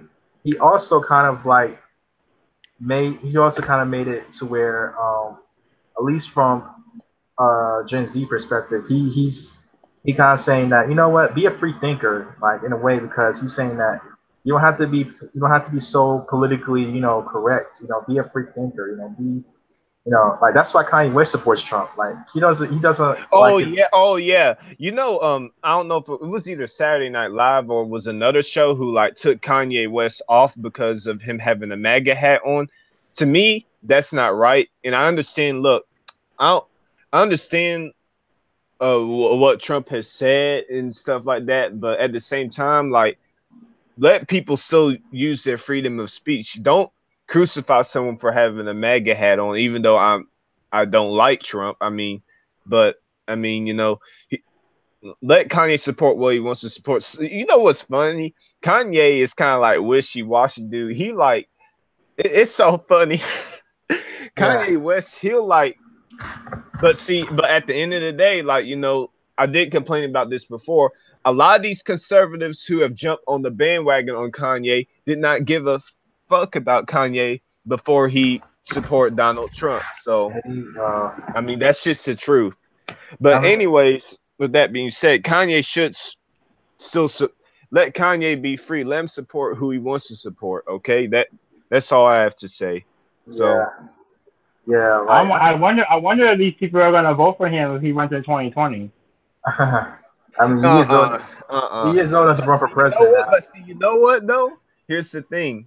Here's the thing about we said years ago back in put it like this, we back in 2015 we said it was never possible that Trump could come close to being a candidate. And Trump was remember Rick Perry in the 2011 2012 primaries and he dropped out early. I thought Trump was going to be the next Rick Perry in 2015. I was so wrong. I mean, this time 3 years ago was October 2015, and this was around the time I had first found out about Trump. And I was like, oh, he's the next Rick Perry. There's no way he has a shot. And I was like, I was so wrong.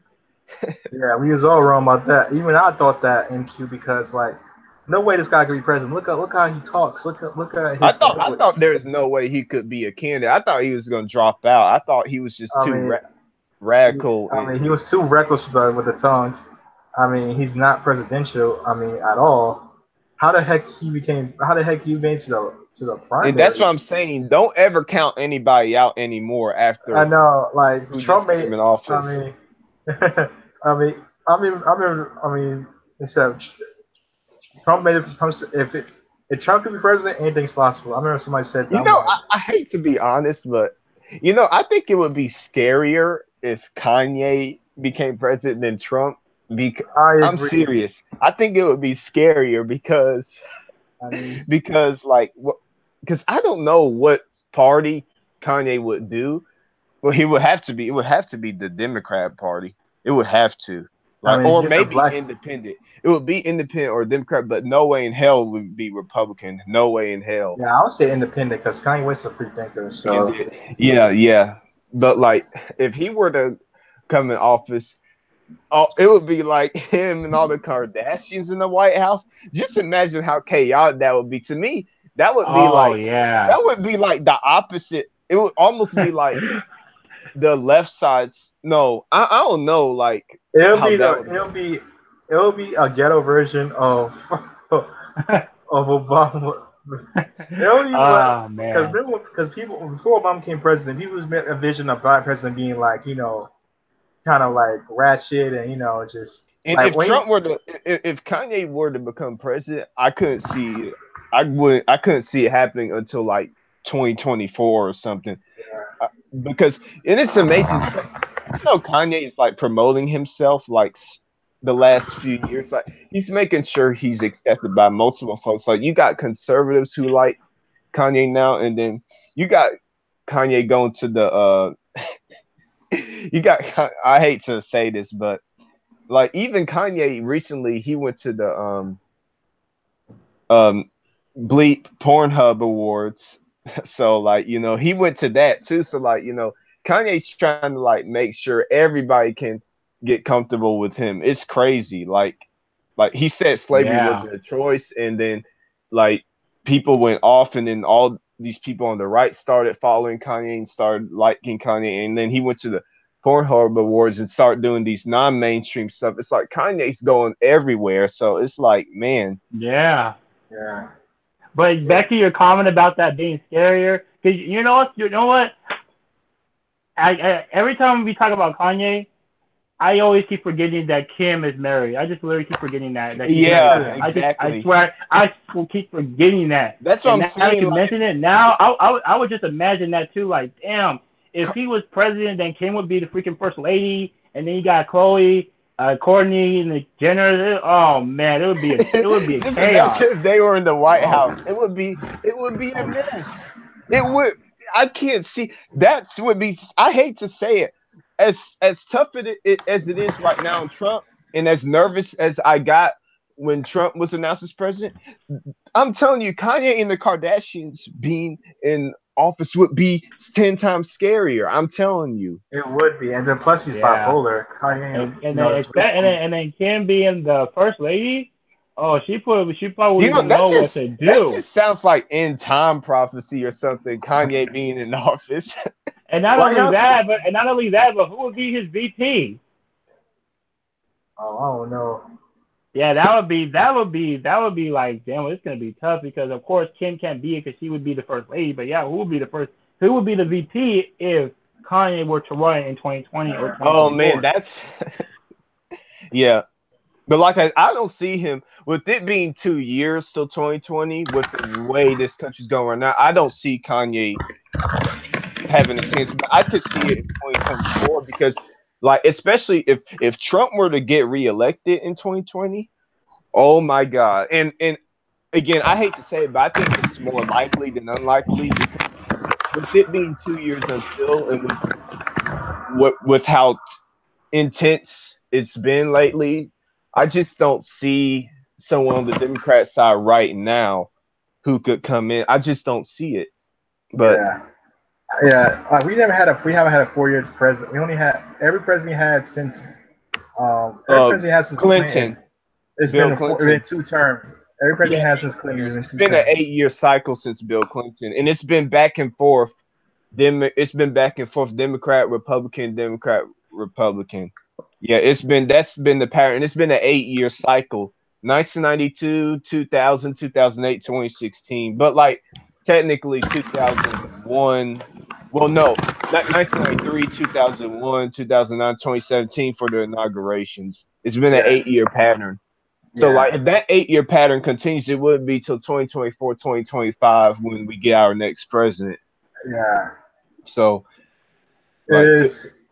it is interesting to see, but but yeah, man, it's this country. Yeah, this is a very interesting time to be an American right now because Trump has definitely changed. But I'm gonna be honest, like if there's any time to get right with God or like have a good relationship, the time is now as we speak. Because like, you know, I'm telling you, because like the next president who comes in, like I'm telling you, it's gonna like I keep saying this. A lot of people don't give Obama credit.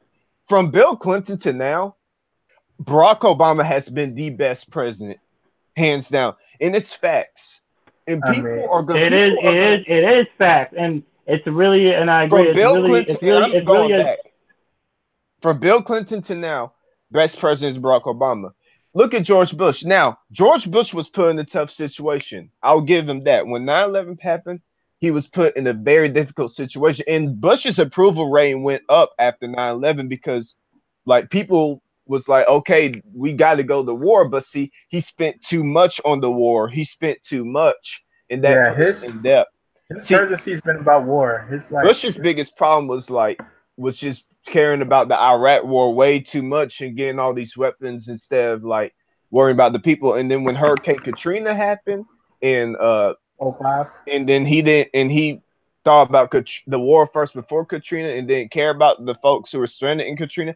That's when it. Yeah, That's and what's when. funny about that, That's when Kanye, Bush the jumped same started. person who said Kanye West didn't like black people, Bush didn't like black people, is the same person who supports Trump. Yeah, The yeah, same person who said Bush didn't like black people. yeah. But anyways, And at that time he was forced to apologize for that. Now it's like he don't even have to apologize at Yeah, all. it's cool to be. It's like more cool to be a Democrat now than it was when Bush was elected. Like even because when Bush was president, like he could be like a conservative Christian wasn't a threat. Like it was like it you know wasn't. it No. wasn't a threat at all. It was like okay, cool.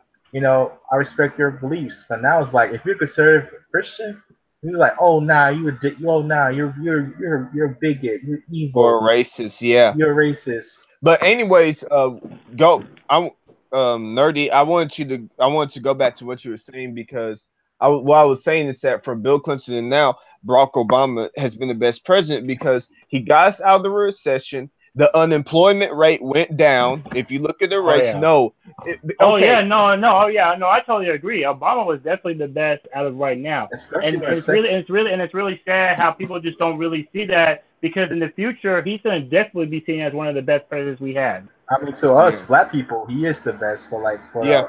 I mean, and it's not really just about us being black. It's just for the whole country. If you look at where our country was when Bush got out, he got us out of the recession. The unemployment rate went down. And people say, and a lot of conservatives love to say, well, the employment rate is at the lowest it's ever been in American history. Oh, for minorities, has been the lowest it's ever been in American history under Trump. You know why? It's not because of Trump, it's because of what Obama uh, did throughout his it's, time. it is And true. more, Yeah, and then at the same time, the minorities have grown in this country for decades. So how Yeah, could you right. say Trump was the reason for the unemployment rate being down when the unemployment rate was going down throughout Obama's time as president? Now, Obama, he was a Democrat moderate when he came in office. He was like one thing about Bush was a Republican and just a plain conservative, right? Obama was a Democrat moderate. He believed that marriage was between a man and a woman during his early days as president. He admitted that, like at the beginning. He was a moderate. He got more liberal and left as time went on, and it started. It started with Black Lives Matter because I think it started when he gay marriage thing. Like was Yeah, because people were yeah. shocked when he said he was proved gay marriage. People were shocked. I remember when he announced that. Like it he really was like put in. I feel like he was put in a tough situation and didn't want to like offend like the majority of the Democrat Party because I'm telling you, like you look at the trade. I mean, he was definitely huge support of Black Lives Matter. Black Lives Matter had the right to be created, especially after Trayvon Martin situation. I was yeah. like, It just went go about ahead. this But approach. then, Yeah. It just people went about it the wrong way. That's why it's looked at as a negative light now. But if it was done if people wasn't so destructive and so hateful about it, it would have been people on both sides would have saw it as an issue. It was on both Okay, sides. here's Black Lives Matter in a nutshell.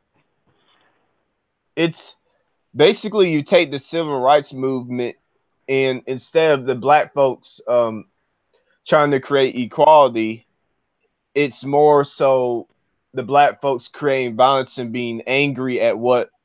And see, I mean, the black folks back in the civil rights movement had anger too, but at the same time, they wanted to create togetherness. Their goal, the ultimate goal during the MLK era, was to create togetherness, Yeah, unity. even though there was violence. But the violence was being caused by the white racist folks. It wasn't being caused by the black Yeah, it folks. wasn't until after MLK died that's when you had the Black Panthers, and that's when it really got violent. Like when the Panthers came in and stuff, Oh yeah. Yeah, Panthers came in. That's when it got real. Yeah, and but but I agree with you on that because with MLK it was peaceful for the most part. I mean it was peaceful. Blacks they were respectful. They didn't have guns. They wasn't it wasn't yeah. being hateful. Black But Lives Matter is good and bad. I would say I think both. yeah, it is. It's good. It's good. I mean, I I think feel like Black Lives Matter can do better, and I feel like it. I feel like, and I pray that it gets better. Like, yeah, if it, I mean, if it's still a big thing. I mean, I'm sure it's still out there, but it's not as big as it was in 2 3 years ago. yeah, yeah, Yeah, yeah, I yeah, don't really hear Me too. about. yeah, I don't The really Me hear about Too. it as I haven't really heard about it as much since Trump became president, pretty much. but Yeah, like, but like, if you look at all the presidents from Bill Clinton to now, Bill Clinton, he had some sexual issues and stuff, and he had some other issues too. And then you look at Bush. We talked about how bad he was economically as a president, and then you look at Obama. He got us out of the recession. And sure, there are some things Obama did that wasn't good, but most of it was good compared to Clinton, uh, Bush, and Trump now. Like, and then Trump, the guy who's caused all the division and stuff. And Trump, I don't care if Trump is doing good things. The problem with Trump though is that the his way you character. did your campaign, your personality, the stuff you did, the building the wall narrative, this bad things you said about Mexicans, which was so wrong because I don't have that many Mexican friends. I only have like really one not that many Mexican folks I knew throughout my time in school, but like for the ones Yeah, I do know, that's so wrong. Like yeah. that's just It so is evil. wrong. I Like mean, and then Nerdy probably even has more. He has more experience with Mexicans than all of us because he's from Yeah, San I have a Diego. oh yeah, I have a lot, Yeah, and I definitely know they all work hard, and it'd be yeah, sad to just hear that we got to build a wall because Mexicans they rapist and all other stuff. No, that's BS. yeah, like in fact, there's this female YouTuber who I just discovered recently, and she's really cool. She's like a Mexican girl with a lot of tattoos, and like she went through a lot, and and it's amazing how in a lot of her videos she mentions how like she's like she's a Mexican American citizen. She's an American citizen, but like when it comes to certain friends, she said that on purpose. She'll say, oh, I didn't get my papers on purpose just to test somebody and see if they're really critical of a Mexican who's not a citizen or something like that, because you got certain white people I will never understand why they're like, oh, this Mexican is illegal, go back to Mexico. I'm like, what's the point? Why you're so mean to like yeah. Mexican Mex- folks? What did Mexican folks ever did to you so Exactly. wrong? Like, Exactly. And it's not just with white people. Black people be saying that same thing too. I know black people who say the same thing about Mexicans. So it's not just, white people who are against Mexicans. We black people too. yeah, We like, so but like Mexicans, a lot of them most Mexicans who are in this country were actually born in America. Surprisingly or not. Actually a lot of Mexicans in this country are actually born here. At least the younger ones are.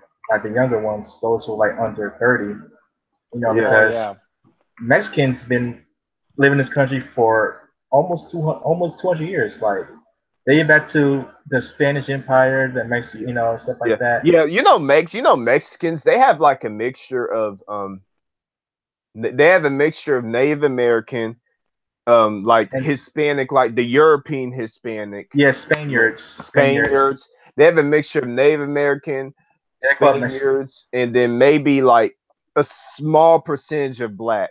Yeah, Like, they call mestizos. They call yeah, mestizos. It's kind of weird. Mexicans are kind of like, I don't know if you could say, like, some people call them like brown people, but they're kind of like, I look at them as like the true hybrids of. I know you have mixed people too, but Yeah, they're kind of like the true hybrids of like have light black, color.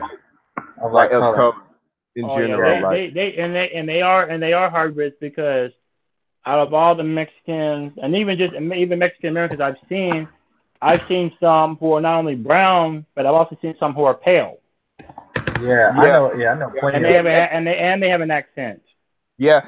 Like you got Mexicans who like it's amazing. You got Mexicans who look white, but then when you hear their accent, it changes the tone immediately, and you see their Yeah, features too. and not Like, only that, but they also some of them could have blonde hair. It's like yeah, I know some Mexican chicks who have blonde hair like naturally, Wow, nice, interesting. like short or dirty blonde hair. I knew a few like that. Yeah, yeah, and like yeah, Hispanics are definitely going to be a new like 'cause, we look at Hispanics right now. It's like being kind of like new, a kind of a new thing. But like wait 10 to 20 years from now, they're going to be the new basically a new majority because how black people has been like carry this country all throughout history. Now Mexicans are going to take that role as like being the new leader, being a new how can I say forerunner of this country. They're not going to be looked at as just you know just immigrants or just newcomers. They're going to be looked at as the establishment basically, And not just Mexicans, but all the other Latino groups too. Um, or his yeah because especially here, not only do I know Mexicans, but I also know some who are Colombian. I know a few who are Costa Rican. I know a few who are Guatemalan. I know a few who are also Argentinian. I know a few who are Brazilian, even though that's pretty much Latino yeah, anyway. yeah. Even though they speak Portuguese. Yeah, I'm trying to remember the Mexicans I talked to in high school because I actually did talk to like a couple Mexican girls, but not that many. There were because see again, my high school was diverse, and there were Mexicans at my high school too. I think there's one girl who was half Mexican and half black, if I remember correctly. But you could tell she had some black in her. But like I thought she looked black to me, but you could tell she had some Latina features in her. Like you could just tell even like because it's so weird. You got like black Latinas, and it's kind of weird because like like you you of should think course you of got the black Dominicans, but I'm talking about like the black Latinas who are not Dominican, but they're like black with like Latina features in them, like and they look extremely exotic, like you know what I'm saying? So exactly yeah, like they're like really like it's almost like they're like golden brown skin, like it's like kind of like a glow. It's kind of like if you see their brown skin in the sun, it's like a type of brown that like glows or something. Like that's the type of like black Hispanic girls I'm talking about. Like yeah. But do you think Hispanics going to be the next? Or do you know Hispanics going to become like mixed race. Oh yeah, like the mixed race rate has been growing uh a lot lately. it has, but like, because I was thinking about Hispanics, like me and Jacqueline, I kind of talked about this in the on the stream a couple months back about how Hispanics are now considered the new norm of America. Like we know, like we think of like Hispanics has been here long enough to where we used to like they're going pretty much be like black people. How black people has always been minority, but they've always been considered American. Like you'll never think of a black person, as African. So like I think Hispanics have been the same way, but because Hispanics has been here long enough to be considered American, some of them at least. Like in California, especially, like they date back to like 1920, 1880. Like they date back years. You know, they go back like California, Texas, Nevada, those states that border Mexico, they go back generations of like being this country and stuff. Like they're Mexicans for like fourth, fifth generation Americans. So and they make up more. They make up like 17% of the U.S. population, according to the last census, according to 2010 census. So imagine like 2 years from now when we get 2020, it'll be like I don't know 19-20%. So I see Hispanics being a new norm for America. Like new, like they're gonna be known, be seen as immigrants. They say, oh, Americans are no longer just black and white. It's like it's Latinos too. Latinos are now the new normal of America. They're gonna be, you know, that's how I look at it. Do you agree with me? Being Hispanics being a new Mm. normal. Yeah, because I've been reading like research about this. Like, there's supposed to be a change sometime in the 2040s where white people won't be dominant anymore. But one thing they tend to forget is that you can still be pale, because that's why white what is that's why that is what white pretty much is. It's pretty much people who are pale, but they will speak Spanish or Portuguese or that kind of stuff. Yeah, yeah. I think white as we know it, as far as being like Anglo-Saxon, is probably gonna it's gonna die Yeah. off, deteriorate over time. But I do, yeah. But whites, or like Mexican white, as you mentioned earlier, I think Hmm. that's gonna grow a lot. But yeah, I'm about to end this stream. We've been streaming for almost two and a half, 2 hours. Wow. Thank you guys for joining me. It was really cool that MQG was able to join. MQG there? Yes, I am. Y'all should go on this voting GOP thread. It's Alright, I'm gonna definitely be super read on that. I'm gonna go in thread once I get done after I get done with this. But yeah, thank you guys for watching. You know, hey Nerdy, you're gonna still be here when it goes off the air, or Yeah, I'll still be here. okay, all right, I'll stay here too. all right. Well, thank you guys for watching and sign off. Okay.